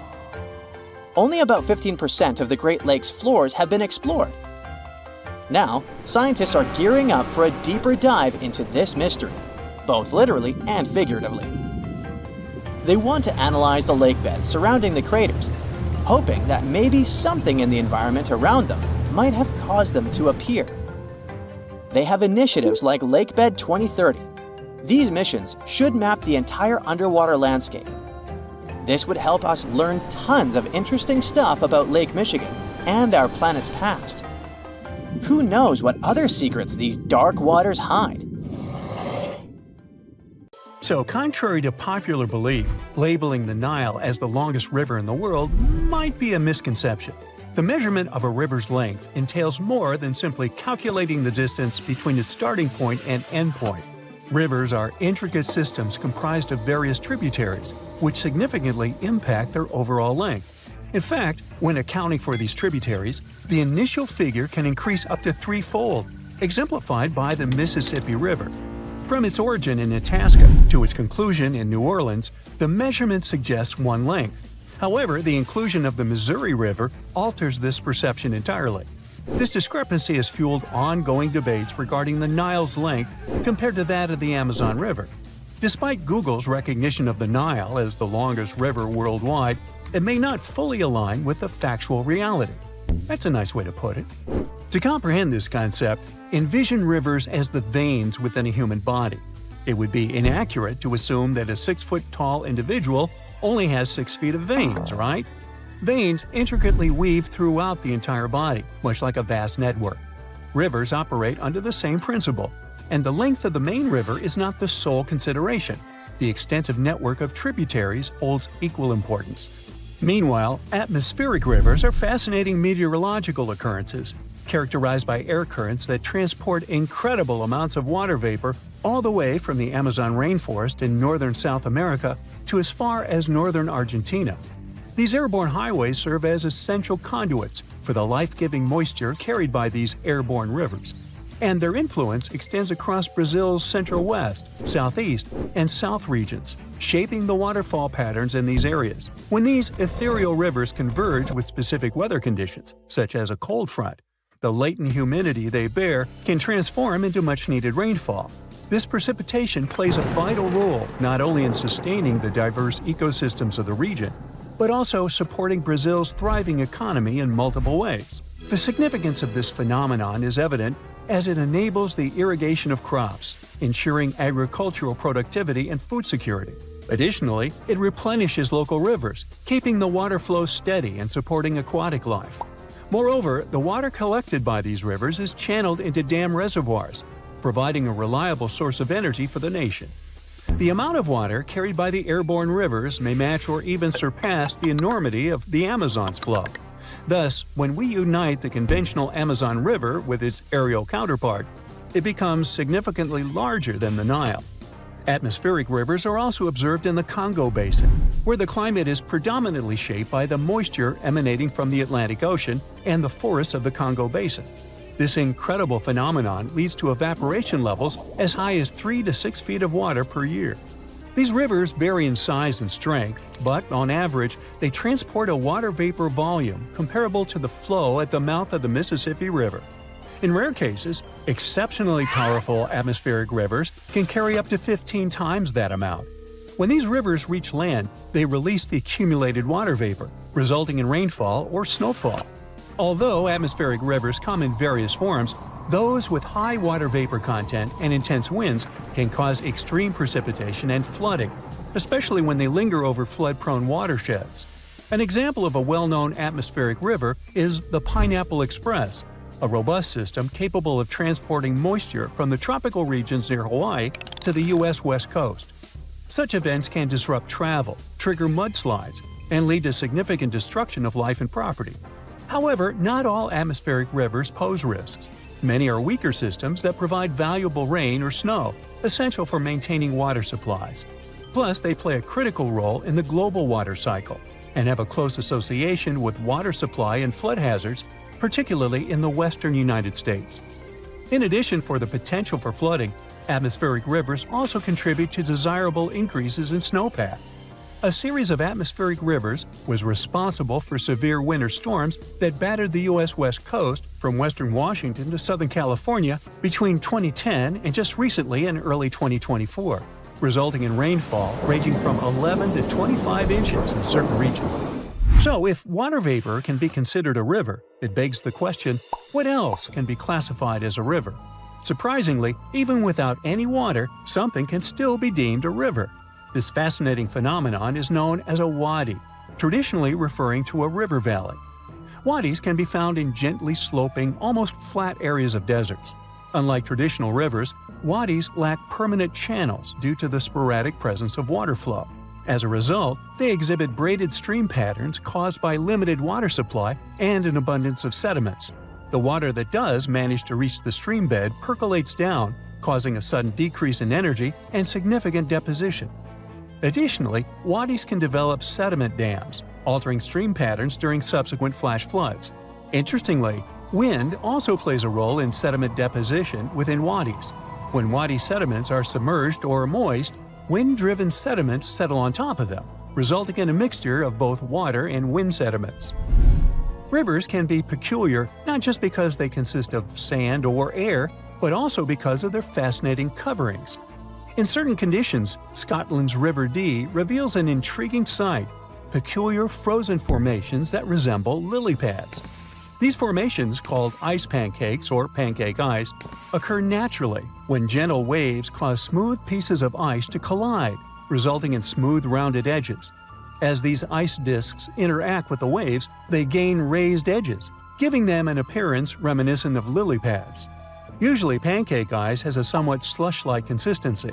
Some media reports have suggested that the ice on the River Dee formed from frozen foam. But scientists explain that while it is plausible, the pancake ice still develops through the collision process. Over time, these ice pancakes often merge together, forming large sheets of ice. If the ice becomes thick enough and the water remains turbulent, it can bend, fracture, and stack upon itself, creating remarkable structures called ice ridges. Now, imagine a river not made of water but of methane. It may sound like an outlandish idea, but on Saturn's moon Titan, this is actually a reality. Vid Flamina, a fascinating river on Titan, consists of liquid methane and ethane and has drawn comparisons to the mighty Nile. Stretching over 249 miles, it gracefully flows into l'Egea Mare, which is Titan's second largest hydrocarbon sea. While most of Titan's surface is composed of water ice, Vid Flamina stands out as a breathtaking river that carves canyons into the icy terrain, mimicking solid bedrock. NASA scientists believe that this extraordinary river hosts rapids, whirlpools, and even waterfalls, mirroring the features found in Earth's rivers. When NASA's Cassini probe reached Saturn in 2004, its main goal was to explore this giant planet and its moons. Scientists were particularly interested in finding evidence of liquid methane on Titan due to its unique surface temperature and methane-rich atmosphere. However, initial observations from Cassini concentrated on Titan's equatorial region, disappointed the researchers as they found no signs of seas or rivers. But this disappointment turned into excitement when Cassini's orbit shifted, enabling the team to focus on other areas of Titan's surface using radar techniques. Surprisingly, radar signals bounced off various angled and rough features such as sand dunes, cliffs, and rocks. But when the radar reached Titan's polar regions, the signal ceased, revealing mysterious dark spots resembling lakes, rivers, and tributaries akin to those found on Earth. The groundbreaking discovery came in December 2012 when Yanni Radebau, a scientist working with Cassini's team, announced an image captured in September of the same year. The image unveiled a river resembling the Nile, extending over 200 miles in a relatively straight course, indicating a correlation with fault lines similar to other significant rivers nearby. This remarkable flowing body navigates through rugged and inclined terrain, suggesting the occurrence of tectonic processes comparable to those on Earth. Now, of course you know that the Amazon River is famous for its piranhas, bull sharks, and other creatures you don't want to meet. But there are even more dangerous rivers in the world. The deepest of them, the Congo, goes so far down in some sections that even light can't reach there. It's the only major river that crosses the equator twice and carries enough water to fill more than 13 Olympic-sized swimming pools into the Atlantic Ocean every second. Wow! Even the most experienced boaters have trouble passing through all of the river's strong currents, rapids in its upper part, and waterfalls and gorges in the lower section. The Congo currents are so fast and powerful that they even divide animals like mountains and oceans do. There are new species of fish evolving separately on the two banks as they can't reach the other side and breed with each other. One of the most dangerous types of fish living here is the Goliath tigerfish. These monsters, that grow up to 5 feet and travel at the speed of 25 miles per hour, are relatives of piranhas. Their mouths are full of vicious, razor-sharp teeth. Their females lay hundreds of thousands of eggs, and the offspring are predators from birth. You have a good reason to fear the Goliath tigerfish, as they're the only freshwater fish in Africa that have attacked crocodiles and even humans. Okay, not swimming there. There are dense jungles and more hungry wildlife, including snakes and some aggressive hippos, all along the river. Still, it's used as a water highway in Central Africa, so barges traveling on it for weeks are often crowded with up to 2,000 people and capsize every now and then. And if you believe the local folklore, there's one more thing to be afraid of: the one who stops the flow of the rivers, a dinosaur-like beast that is said to live in the Congo River basin.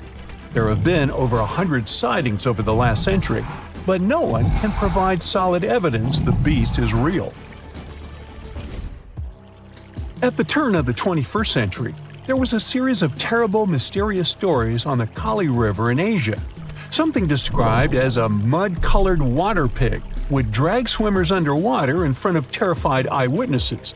British biologist Jeremy Wade stepped up to crack the case. He noticed that all the scary incidents were happening in one specific spot, stretching about 4 miles. Villagers told him this creature was growing big and bad from all the food it got. Wade examined the water with a depth sounder and thought it could have been a whirlpool. Then the monster dragged a domestic water buffalo into the water. The buffaloes are big and heavy, so the creature that attacked it would have to be super strong. Saltwater crocodiles don't go so far inland, and the most common local species of crocodiles don't live in cold waters. There were no bull sharks in the area either. Finally, Wade spotted several goonch catfish underwater. Some of them were human-sized. They couldn't capture these monsters with a regular fishing rod, but a special ceremonial construction did the job. The largest fish was 6 feet 7 inches long and 3 times the weight of an average goonch. It was large enough to take down a human or a large animal, but Wade mentioned there could be even bigger ones living in the Kali River.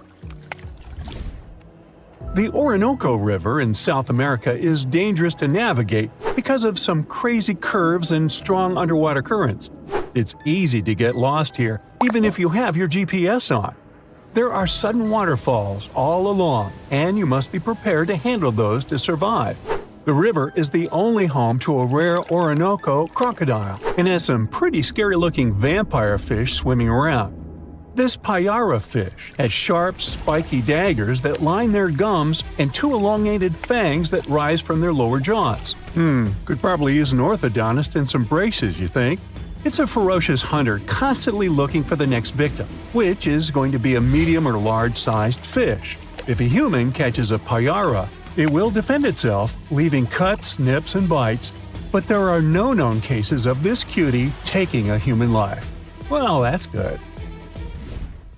The Yellow River in China received its name after its color, but it wasn't always this yellow.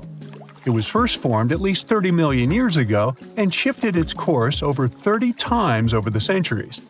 Yellow sediments moving downstream from a plateau in the distance transformed it from clear to muddy. This fine-grained substance piled up at the bottom of the river and formed natural dams. The huge amounts of water that the river carries need to find their way to the sea, and that's when major floods happened, taking several million lives in various epochs. The locals tried to solve the problem by building higher and higher levees, but it only made things worse. Water coming out of the river would now have nowhere to back up, as the riverbed was higher than the surrounding land. This even shifted the river's mouth. Now there are massive dams and dikes all along the river to try to contain it. The Parana River is the second longest in Latin America and has many tributaries. They flow in from the highlands near the Andes, and there's a huge drainage in the wet season. This makes the river a perfect home for, guess what, piranhas. There are 30 to 60 species of these scary fish in the Parana waters. In late 2013, they attacked bathers cooling off by the water on a hot day. People started running out of the river as they felt something was biting them in the water. Luckily, no one lost their lives in the accident, but it's still considered one of the most audacious piranha attacks ever recorded. Biologists later determined that the type of piranhas, called palomates, was to blame for this, and humans had probably disturbed their breeding grounds. Well, the piranha also has a strong current that is tricky for boats and swimmers to overcome. Plus, it often floods, which can be dangerous for people living in the surrounding areas. The longest river in the world, the Nile, flows through 11 countries all the way into the Mediterranean Sea. Expeditions have spent centuries looking for its source, and no one still knows for sure where this mighty river begins. Adding to the mystery, the Nile takes an unexpected turn right in the middle of the Sahara. Scientists have figured out the reason is a massive underground rock formation from millions of years ago. The Nile has served as the most important water highway for civilizations through centuries, but it has some pretty dangerous inhabitants, like crocodiles that grow to be 20 feet long, which is slightly more than the height of an average giraffe. These bad guys can reach a speed of 30 miles per hour on land and take the lives of a couple hundred people every year. Hippopotamuses that also live here sometimes go after boats, and venomous snakes like the black mamba and the Egyptian cobra add to the mix. One of the most dangerous creatures on the Nile is the mosquito, as they carry around all sorts of diseases that affect hundreds of thousands of people. The Brahmaputra River in Asia carries waters from the mighty Himalayas. When the snows in the mountains melt, the river floods massively, causing landslides, displacing millions of people, and taking the lives of hundreds of animals in the nearby national parks. Such floods are also common during the monsoon season in India, from June to October, with heavy rains. The course of the Brahmaputra River is changed incredibly over the past 2.5 centuries. Erosion is another danger it's hiding. The banks of the river are mostly made of weak cohesive sand and silt, and even though the erosion rate has gone down, it is still the reason a lot of people lose their land and get displaced. The Brahmaputra is one of the few rivers in the world that has a tidal bore. That's a strong tidal wave that pushes up the river against the current where a river empties into an ocean or sea. And there you have it. You know how they say it's better to just hand over your wallet if you run into a mugger? Instead of surrendering their wallets, sea cucumbers choose to spit out some of their insides to fend off predators like crabs and fish. It's a natural defense mechanism for them, and they quickly grow those organs back in just a few days, thanks to special cells inside their bodies. It's not the only weird thing sea cucumbers do. They can actually breathe through their rear end. They have this thing called a respiratory tree that connects to their backside and sits right next to their intestines. So when they suck in water from their behind, it goes into that respiratory tree, letting them absorb oxygen directly into their fluids. Plus, sea cucumbers are the janitors of the ocean. They munch on whatever gets stuck in the sand on the ocean floor. Once they've eaten, they vanish to clean out the sand, leaving it nice and tidy after they do their business. As for the clean sand, the stunning white sand beaches in Hawaii are actually a product of parrotfish number 2. These fish munch on algae from rocks and dead corals, and while they're chomping away, they also grind up the leftover bits of coral in their bellies. When they're done, they move their bowels, and voila! It all comes out as beautiful sand. Not only do they play a vital role in keeping the coral reef ecosystem healthy, but they can churn out hundreds of pounds of this white sand every year. Marine animals are seriously impressive when it comes to holding their breath. Just look at sperm whales and elephant seals. They can stay underwater for a mind-blowing 2 hours. Then there's a Cuvier's beaked whale, which holds the crazy record at almost 4 hours underwater. When you compare that to the human record of 24 minutes and 37 seconds held by pro diver Budimir Shobat, it seems pretty insignificant. But what's the marine animal's secret that helps them excel humans this much? Unlike us, these sea creatures have a ton of hemoglobin and myoglobin in their blood and muscles, allowing them to store way more oxygen. When their oxygen runs low, myoglobin steps up and releases even more. Plus, they can tolerate higher levels of CO2, so they don't feel the need to breathe as quickly. There's even a study that found their myoglobin molecules have a unique charge that keeps them from sticking together, which boosts oxygen storage. And on top of all that, they can slow down their heart rate and restrict blood flow to hang out underwater even longer. Rumor has it that about 540 million years ago, a meteor loaded with frozen octopus eggs smashed into Earth. Sounds like a delirium, but some scientists are entertaining a very questionable idea that octopuses and their cephalopod buddies, like squids and cuttlefish, might actually have some extraterrestrial origins. The thing is, cephalopods have extraordinary DNA that doesn't look like any other DNA on our planet. They've got around 33,000 protein-coding genes in their genome, which is way more than what we humans have. A recent study suggests that their evolutionary story shows some odd traits that might hint at a connection to space, like they could be from some super far-off past, or even the future.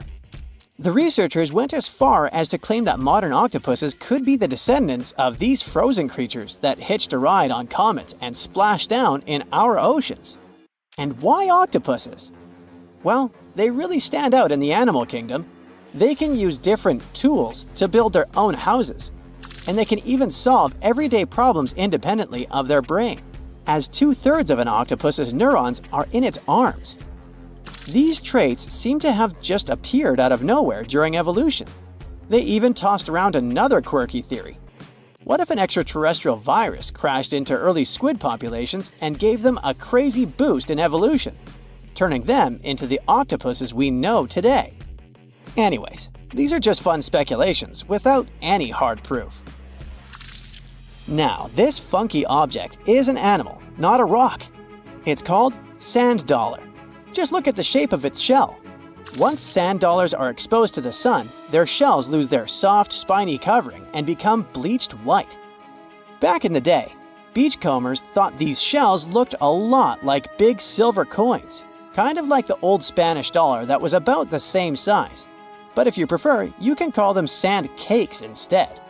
These quirky creatures have tiny spines on their surface, and they glide along the ocean floor.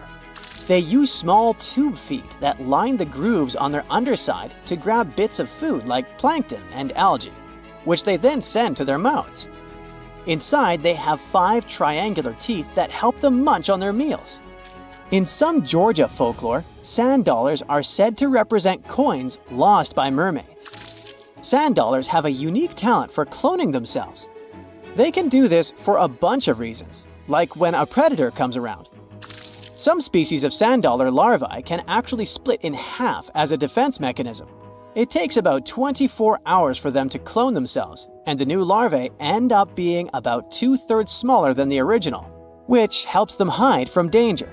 Wait, is that a giant sea hot dog racing through the ocean? Sorta. Some scientists have joked that sperm whales seriously resemble enormous hot dogs. These massive creatures can take quick naps, standing up for about 10 to 15 minutes. They only sleep about 7% of the time, mostly between 6 p.m. and midnight. Sperm whales also have a cool ability to retract and extend their eyes, thanks to a thick retractor muscle around them, but they can't actually roll their eyes in their sockets. Plus, they have the most asymmetrical skull of any mammal out there. Oh, and let's not forget, they have the largest brain of any living creature, weighing in at over 9 pounds. Unlike us humans, if dolphins went into full-on snooze, they'd stop breathing and could drown. So they figured out a genius solution. They let only one side of their brain sleep at a time. This means one half stays awake to keep them breathing and watching out for any potential threats. When they snooze, they only close one eye. If their right brain is resting, their left eye is shut, and vice versa. This unique sleep style is called unihemispheric sleep, and it lets them recharge without ever fully losing awareness. On top of that, dolphins might be using corals and sponges like their own little pharmacies.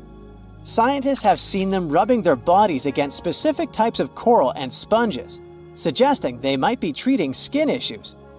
They've even spotted dolphins lining up to take turns at these spots, using corals like Gorgonian coral Rumphella aggregata, leather coral, and some sponges.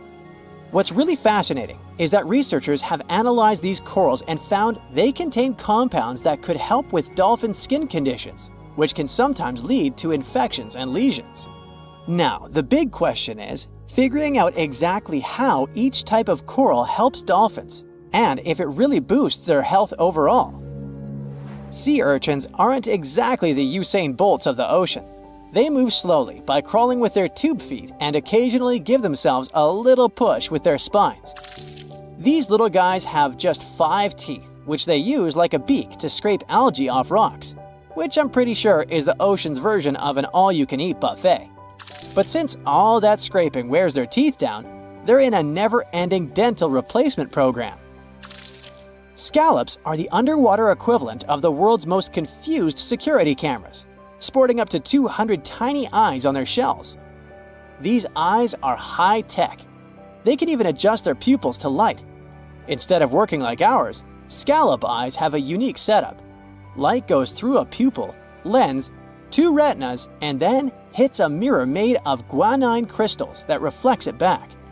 Scientists were puzzled about how they see since their main retina often gets blurry light.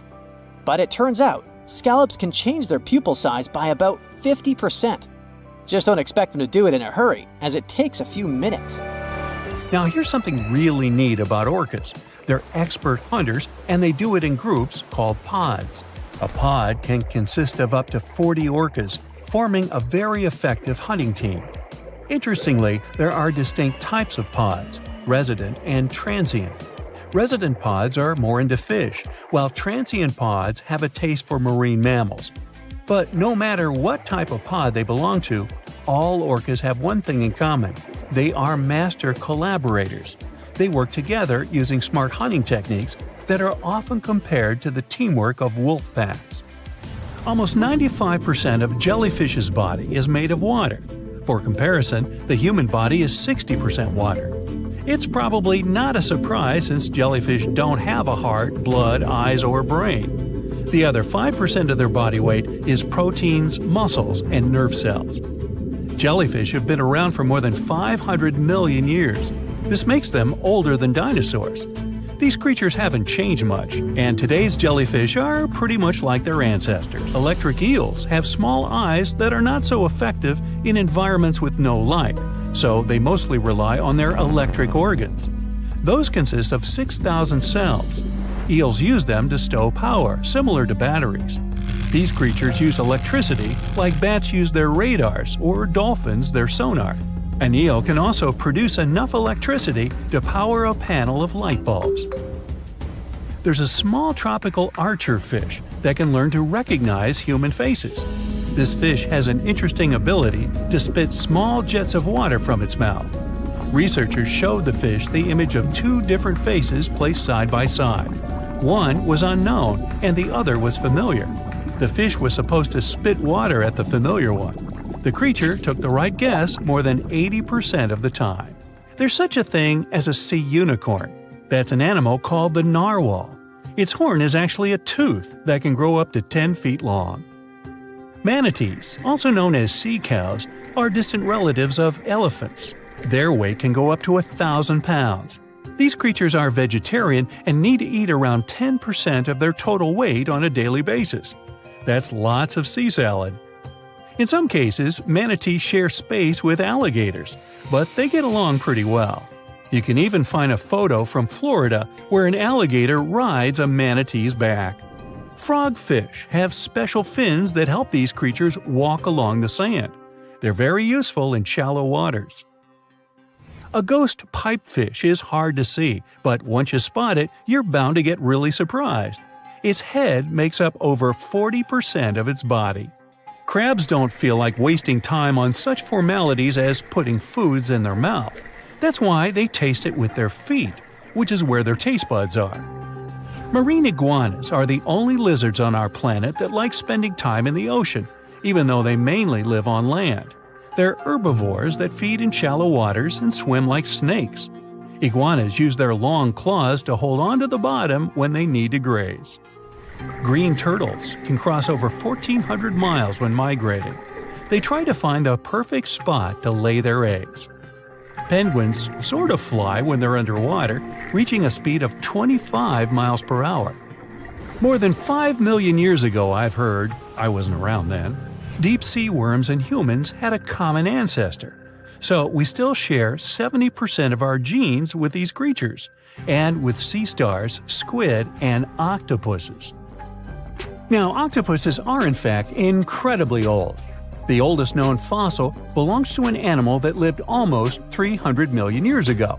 FYI, this is before our dinosaur buddies roamed the Earth. Wait, there's more!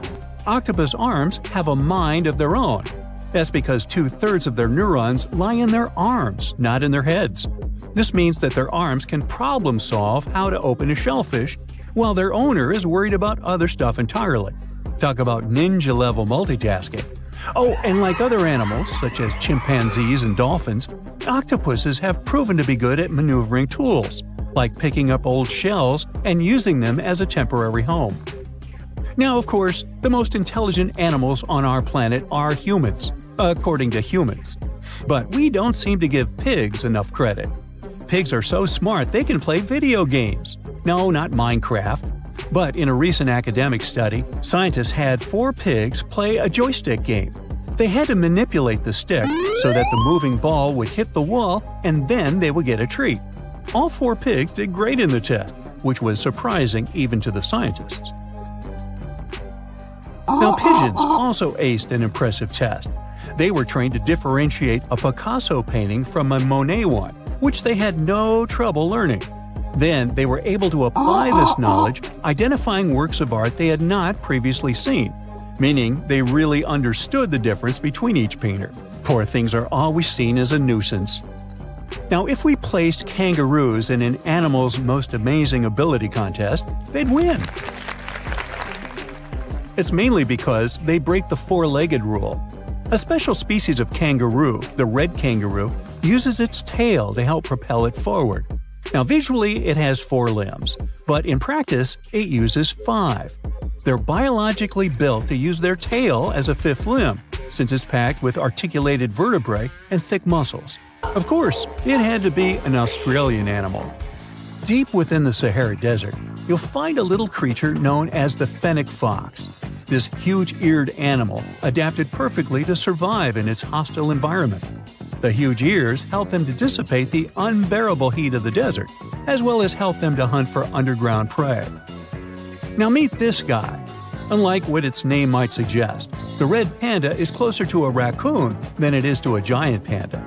You'll find a lot of these cat-sized creatures in the Himalayan region, hopping from tree to tree and bundled together trying to keep warm in the harsh weather. They're gentle and friendly like their big panda cousins, and occasionally enjoy eating some bamboo sticks. And then there are bees.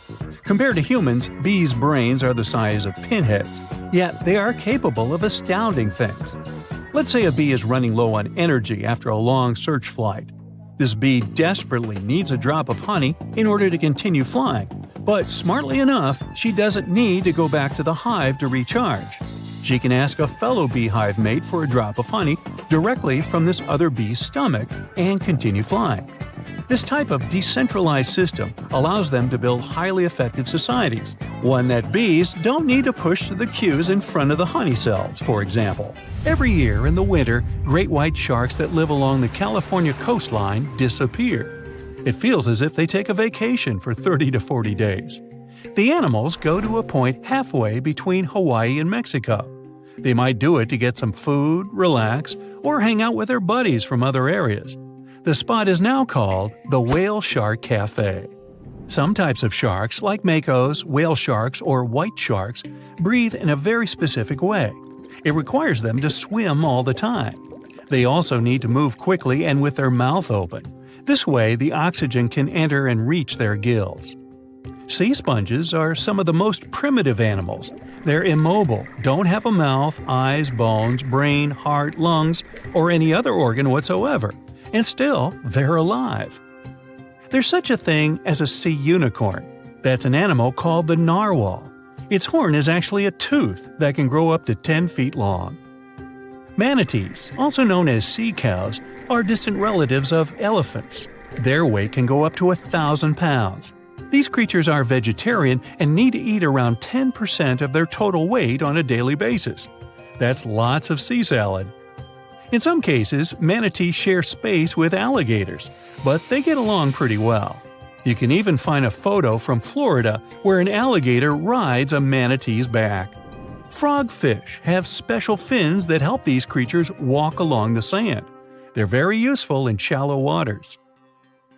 A ghost pipefish is hard to see, but once you spot it, you're bound to get really surprised. Its head makes up over 40% of its body. Crabs don't feel like wasting time on such formalities as putting foods in their mouth. That's why they taste it with their feet, which is where their taste buds are.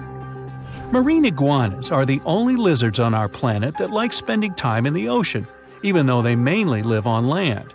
They're herbivores that feed in shallow waters and swim like snakes.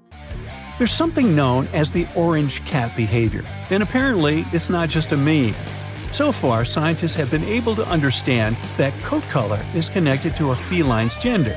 And since orange is an X chromosome, orange cats are usually males, like Garfield. The so-called orange cat behavior describes ginger cats as agents of chaos. Again, pretty much like Garfield. However, there haven't been any conclusive studies on whether coat color and cat behavior are truly linked. In terms of vision, mantis shrimps probably have the most psychedelic vision out of all animals. These funny-looking creatures have a whopping 16 varieties of photoreceptors, with 5 of them reserved for the ultraviolet or UV spectrum. Ultraviolet rays are really short wavelengths, which are invisible to humans. The thing science still doesn't understand is how exactly these mantis shrimp view the world around them. Sure, they can perceive a bunch of colors, but they can't necessarily distinguish all of these colors among themselves. It can be that they just see a lot of really vivid, really blurry colors, but we haven't figured out a way to check that out. Now, to say sloths are cute is an understatement. They may be one of the friendliest animals in the jungle, but there's more. If you look closely at their fur coat, you'll notice hints of green. These greeneries are actually tiny little algae that grow alongside sloths. They help sloths to camouflage better in the jungle, but they also nurture them. The little cracks inside a sloth's fur create the perfect environment for algae reproduction, and scientists have found species of algae that don't exist anywhere else in the world. They do get by with a little help from their friends. Deep within the Sahara Desert, you'll find a little creature known as the fennec fox. This huge-eared animal adapted perfectly to survive in its hostile environment. The huge ears help them to dissipate the unbearable heat of the desert, as well as help them to hunt for underground prey. When we look at our planet from space, one color dominates. That's why Earth is called the blue planet. About 3/4 of our world is covered with water. But there's a catch. 96.5% of this water is trapped in the oceans. And if you remember the first time your parents took you to the seaside, drinking that water is a big no-no. So, why is ocean water salty and undrinkable? There are 2 main reasons. The first is runoff water from the land. Rainwater is slightly acidic. Its pH factor is somewhere between 5 and 5.5. For comparison, pure water has a pH factor of 7, and the acid we find in batteries is a bit more than 0. Such rain erodes rocks when it falls on the ground. This releases ions, such as sodium and chloride. They end up in rivers and streams that eventually empty into the ocean. Living organisms remove some of the good ions, but the rest remains. Over time, this increases their concentration in the water. Oceans have their own salt powerhouse. Vents in the sea floor let out a hydrothermal fluid. Sounds complicated, but it's easy to understand. Water seeps down the gaps on the ocean floor. Then, the magma from the Earth's core heats up the water. There is a chemical reaction that frees seawater from oxygen. It picks up metals, such as iron and zinc. The vents on the sea floor release this metallic water back into the ocean. During an underwater volcanic eruption, the process speeds up. Salt and other minerals are directly released into Earth's oceans. Over time, salt accumulates on the seafloor and forms domes. These deposits occur under dry land as well. Some places on the globe have a large number of salt domes. The Gulf of Mexico is just one example. Beneath the waves, they affect the salinity of water.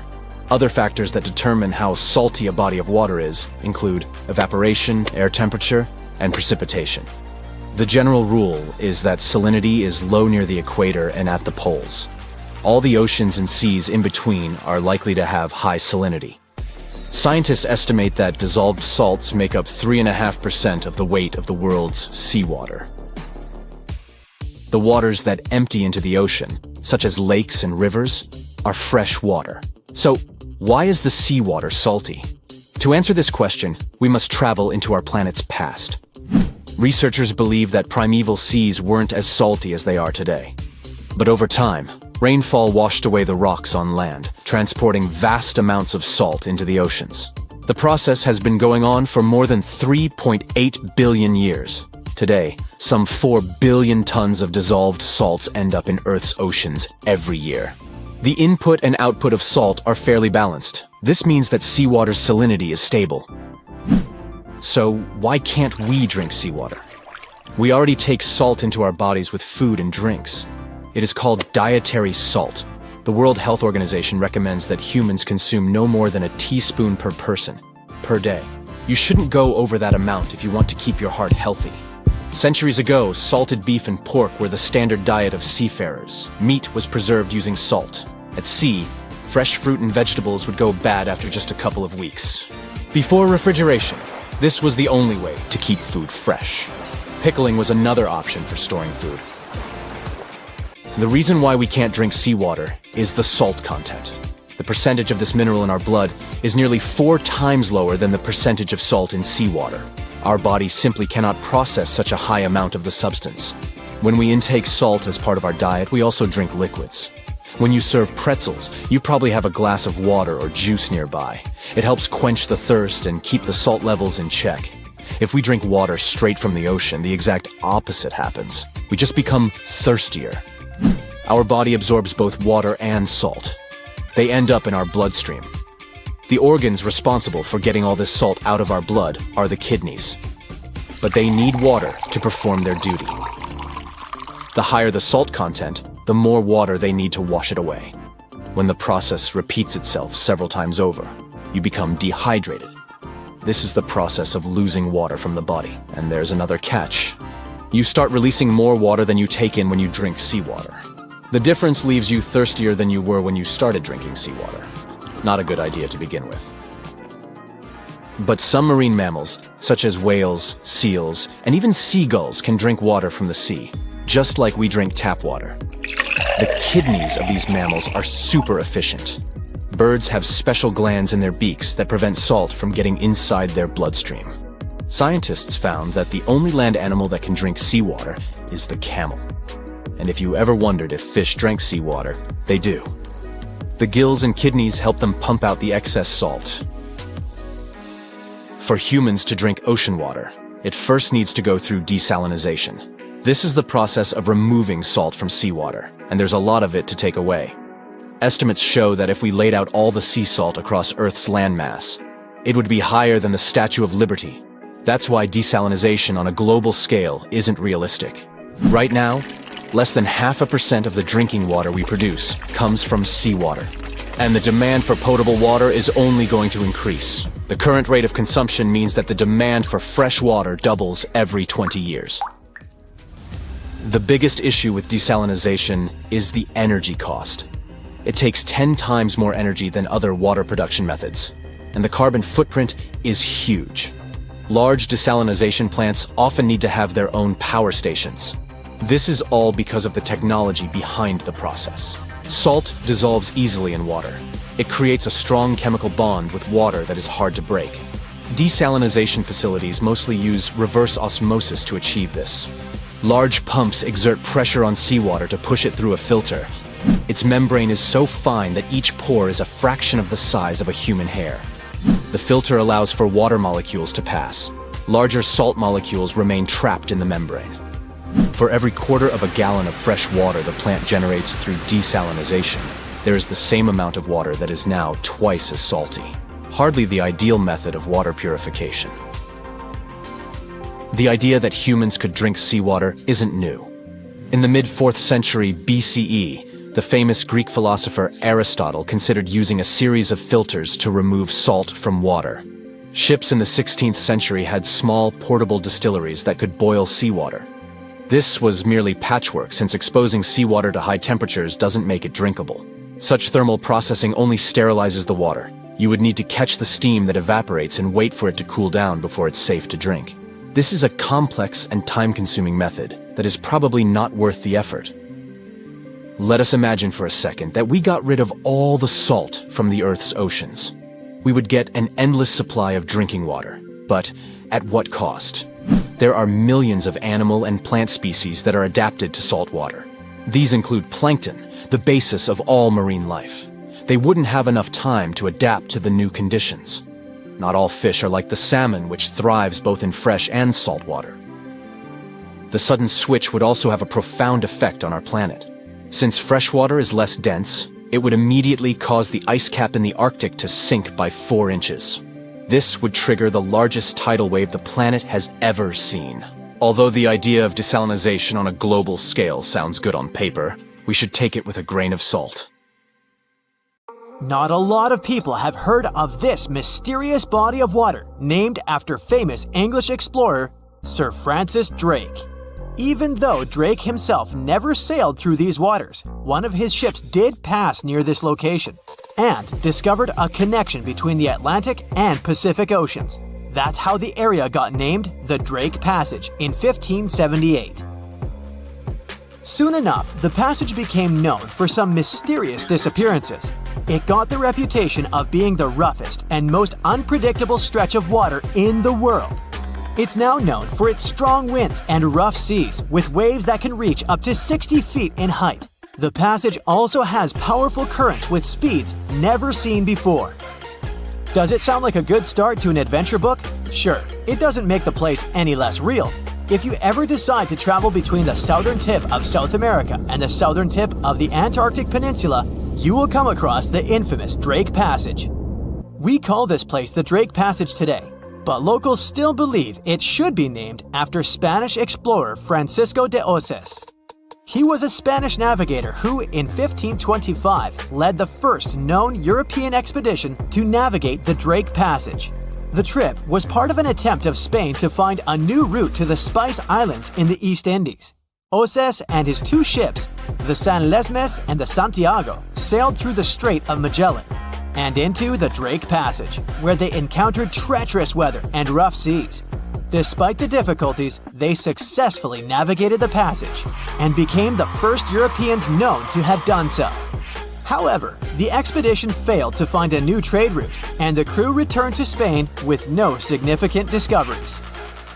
Some years later, in 1616, another ship captained by Dutch navigator Willem Schouten made one of the most successful voyages through the Drake Passage. Despite the difficulties of navigating the often turbulent seas, eventually, the Drake Passage became an important part of international trade routes in the 19th and early 20th centuries. But this dangerous area holds many secrets. The record of one of the most famous events that happened here takes us back to the year 1914. During that time, a British explorer named Shackleton wanted to travel to Antarctica with 27 men split between two ships. Those were named the Endurance and the Aurora. The explorers wanted to check out two routes that reached the continent. But in 1915, the Endurance got stuck in ice while crossing the Drake Passage and was slowly crushed. Shackleton and his crew had to leave the ship and could only gather some personal belongings. The Endurance eventually sank, and the crew had to survive on ice for a while. The mission changed from exploring to surviving, and only in 1916 all the men were rescued. The Aurora suffered a similar fate. It also got stuck in ice, and 3 men were lost at sea before the rest of the crew was rescued in 1917. For many years, the ship Endurance was thought to have been lost forever. But in 2022, a group of specialists went on a trip to find it.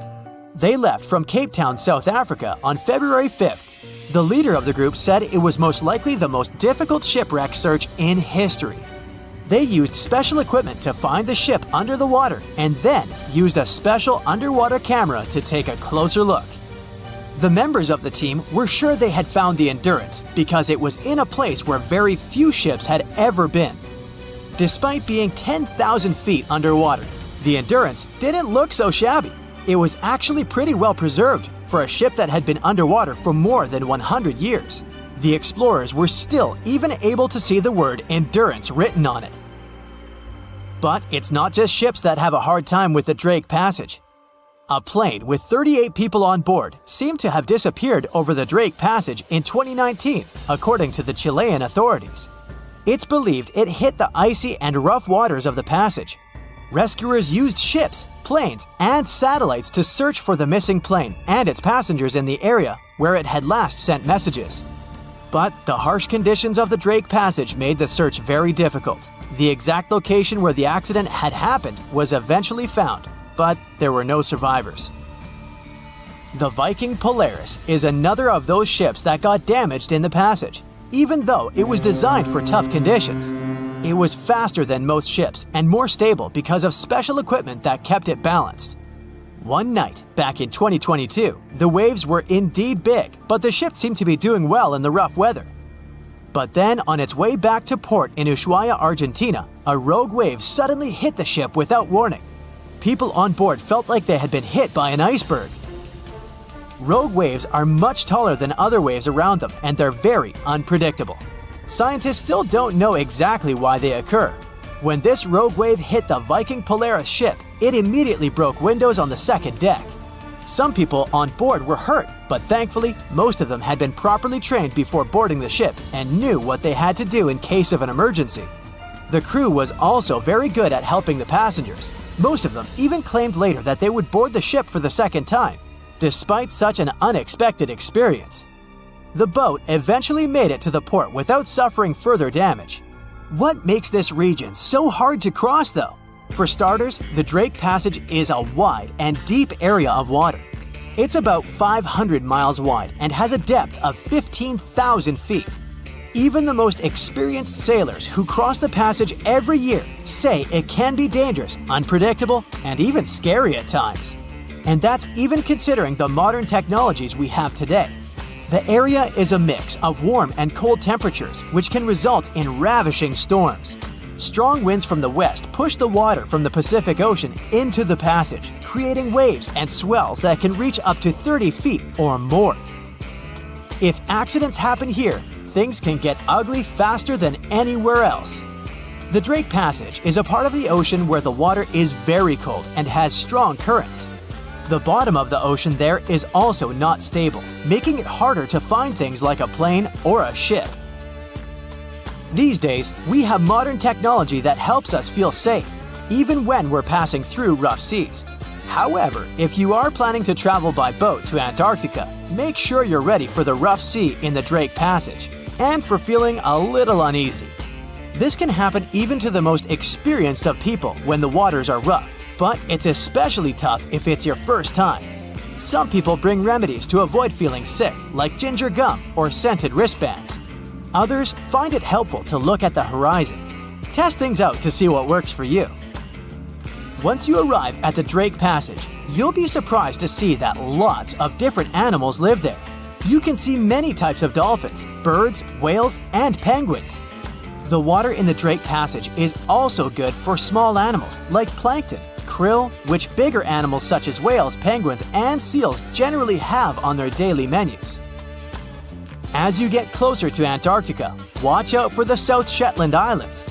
These might be the first pieces of land you'll see. They're also located in the Antarctic Peninsula and were first discovered in 1819 by British explorer William Smith. The South Shetland Islands are home to severe active volcanoes, including Deception Island and Mount Fenton. The islands are also where you can find a number of endemic species, including the South Shetland Islands Gen 2 penguin, which is only found on this piece of land. Let's talk about some deep stuff, shall we? A scientist spent 100 days below the surface of the Atlantic Ocean. Dr. Joseph Duturi, or Dr. Deep Sea as he likes to call himself, was living underwater as part of Project Neptune 100. After 74 days of the mission, he officially set a new Guinness World Record for the longest time living in an underwater fixed habitat. But he didn't leave the experiment and stayed the planned 14 weeks. You can test yourself and stay in the exact same place where Duturi lived. It's called Jules Undersea Lodge, after Jules Verne, author of 20,000 Leagues Under the Sea.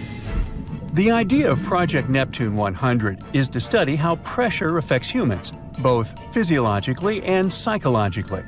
Dr. Deep Sea, who's a biomedical engineer and associate professor at the University of South Florida, stayed so long underwater to see if increased pressure can help humans live longer and prevent health problems that come with old age. From day one of the mission, Duturi actively shared what was going on social media.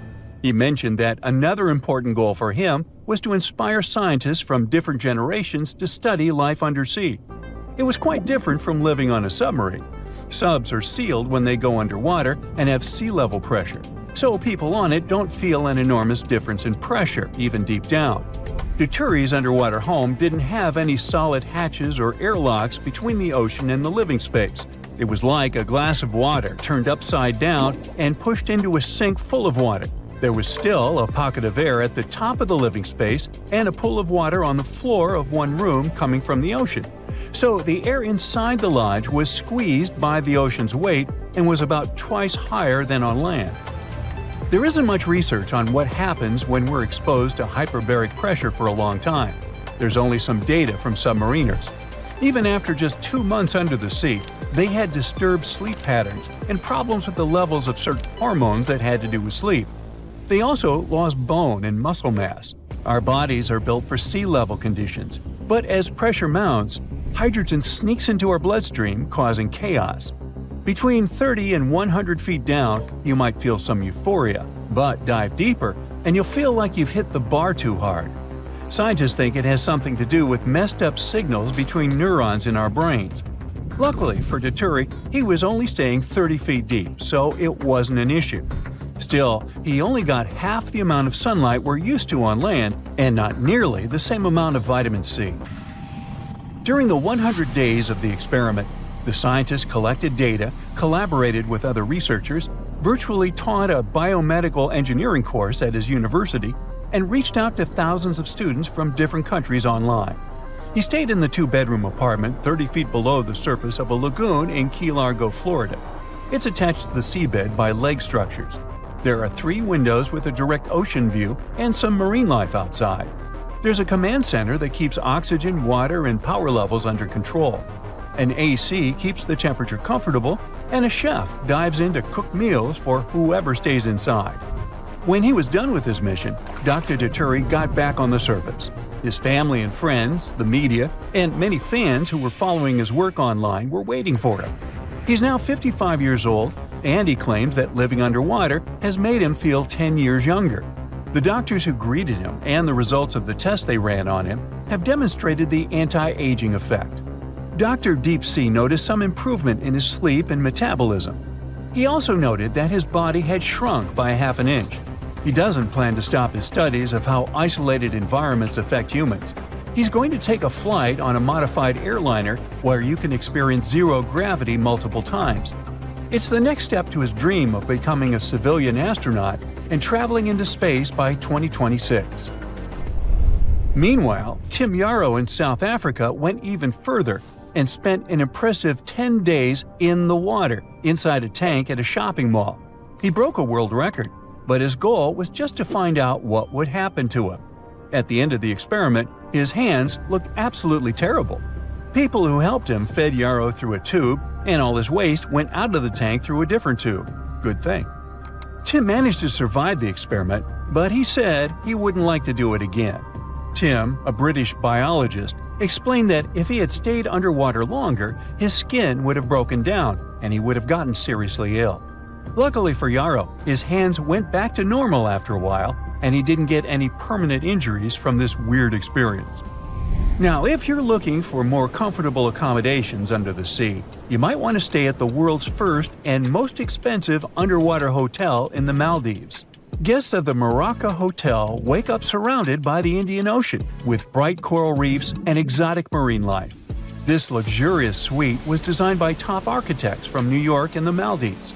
It's a 2-story construction with an upper level that has spacious bedrooms, a sun deck, and an infinity pool. The lower level is submerged over 16 feet below sea level. Guests of the Maraca get the royal treatment, which includes private butler and chef services, complimentary jet skis, on-call massage and spa treatments, and cooking dishes with chefs. But before you start packing to the Maldives for your unique underwater experience, you must know it all costs almost $14,000 per night. Now, one of the most exciting things humans have ever found underwater is the Yonaguni Monument off the coast of Japan. This structure is the closest we've ever been to finding Atlantis, and still one of the world's biggest mysteries. In 1986, a diver was looking for hammerhead sharks not far away from Yonaguni Island. He noticed a huge, unusual structure in the shallow water that resembled a pyramid with multiple steps or layers leading to the top, with clear symmetrical edges, angles, and even steps. As it turned out later, it was made of shale and sandstone 20 million years old.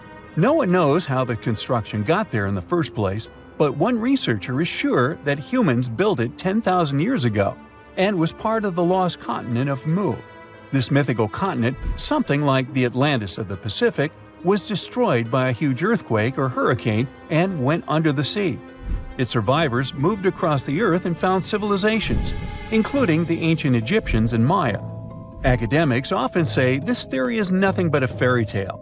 But the scientist who proposed it says only humans could have carved such straight lines, sharp corners, steps, avenues, and even statues that look like animals.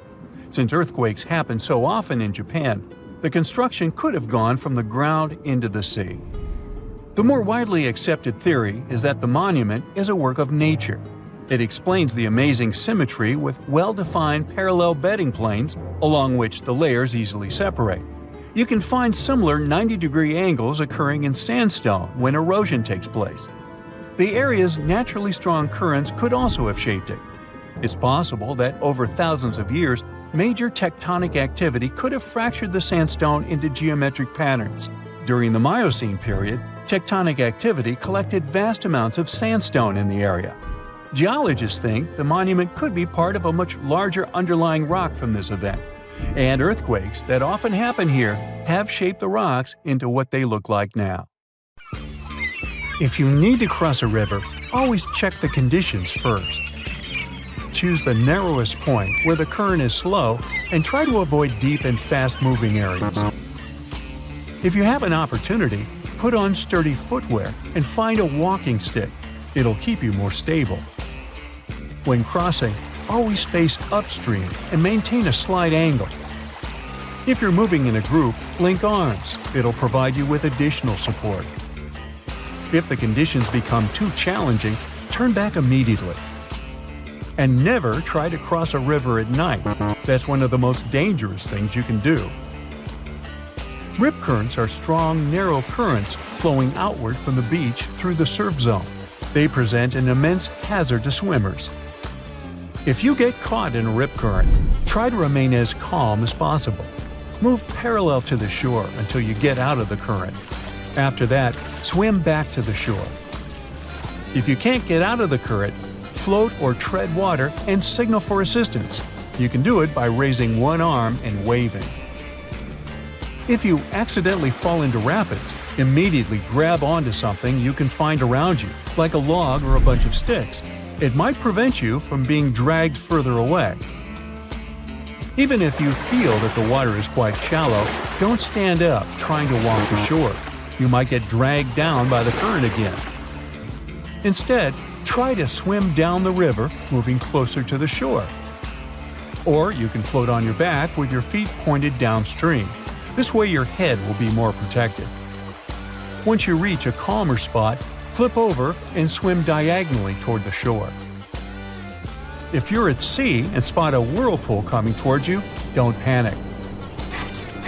If you understand which way it's spinning, ride to its side and use the whirlpool's current to catapult you out of danger. If you start fighting it, you're likely to get pulled inside. There's also a chance a whirlpool will dissolve or become weaker closer to the bottom. So if you do get trapped by it, take a big, deep breath and wait for an opportunity to swim up and away. If you're nearing a waterfall edge and realize that a plunge is possible, take a deep breath right before going over and prepare yourself for the drop. Try to position your body so that you'll be going down feet first. Wrap your arms around your head with your elbows pressed to your nose. It's a relatively effective way to seal it from water. Then tense your muscles and press your legs and feet together. Don't forget to close your mouth and eyes tightly. Once you hit the water at the bottom of the waterfall, start swimming away even before coming to the surface. If you've fallen into the water from a ship or a boat, first of all, scan the area around you to see if anything that floats has fallen into the water with you. It can be a pool noodle or an empty jug. Swim towards this object. If you're lucky enough to be wearing a life jacket, swim sideways or use backstrokes for short intervals to conserve energy. Once you reach the object, hold onto it and don't let go. If you see something bright, yellow, orange, or red, in the water, keep it. These colors are some of the most visible ones. They can help rescuers spot you. You must slow down the rate at which your body is cooling down. You can do it by floating, not swimming. In calm waters, you can float horizontally with your knees raised to your chest. If the conditions are rough, it's better to float vertically, focusing on not inhaling water. If you start moving around a lot, The air trapped in your clothing and shoes will disperse, making you less buoyant. So, stay as still as you can. Tsunamis often happen after serious earthquakes in areas with large bodies of water. The most dangerous thing about them is that they move extremely fast and often flood populated districts without any warning. The first thing you need to do is move as far away from the shore as possible and find some higher ground. It's great if you manage to get up as high as 100 feet above sea level. Using tall buildings and high trees to seek shelter is not recommended, but if you don't have any other options, climb as high as you can. If you live in an area that can be affected by a tsunami, plan an evacuation route in advance.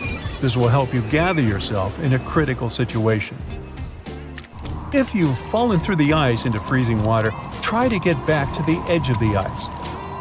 Don't pull yourself out by grabbing. The edge will keep breaking, and you'll exhaust yourself in no time. Kick your legs until your body is positioned horizontally in the water. After that, get out of the water and onto the ice like a seal. Once you've made it there, don't stand up. Remain spread out. This way, your weight will be distributed over a larger area. Then, the ice will be less likely to break. If you're falling from a cliff, do your best to break your fall into several parts. The shorter they are, the better.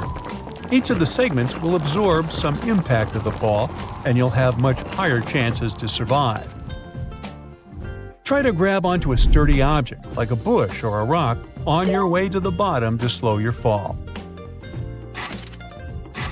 There's a survival myth that it's safe to drink salt water in small amounts, but such a delusion can have very dramatic consequences. Drinking any amount of salt water will lead to dehydration. It's better not to drink anything than to drink salt water. If you've gotten stuck in quicksand, do all you can to keep your head and arms above the surface at all times. Start to carefully wiggle your legs. Quicksand will fill the space previously occupied by your limbs. Then stretch out on your back. It'll increase your surface area. Keep making tiny movements until your legs are free. You can also use backstroke motions with your arms. It'll help you pull your legs out. Try to put your weight onto your right leg and shake your left foot, slowly bringing it closer to the surface. Once you've done it, put your knee on top of the sand so that you're in a kneeling position. With your weight on your left knee, carefully shake your right leg until you can bring it up into a kneeling position too. After that, move off the sand. Make sure not to pull your legs up with too much force because you can tear your knee ligaments. There's a misconception that if you find yourself surrounded by snow with no drinking water at hand, eating snow is the best way to rehydrate. Unfortunately, it's false, and eating snow can lead to further dehydration. Once you put some snow in your mouth, your body has to start a process that will melt the snow and warm it. To do it, you'll need to spend a lot of energy, and it will make you lose liquids faster. Plus, eating snow can result in hypothermia. This condition is twice as dangerous if you're on your own. The chances are that snow contains harmful bacteria that can make you sick. But if you don't have any other solution, melt the snow you're going to consume in your hands first, and stay away from the snow that doesn't look fresh and white.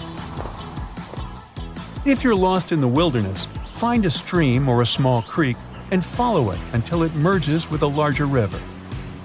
It will take you to a more developed and inhabited area where you'll get help. But don't fall for the myth that you can drink the water if you see animals drinking it. If you manage to find a source of water, you need to purify this water first. Your body is very different from those of animals, and if you don't purify the water before drinking it, you can get extremely sick. That's it for today. So hey, if you pacified your curiosity, then give the video a like and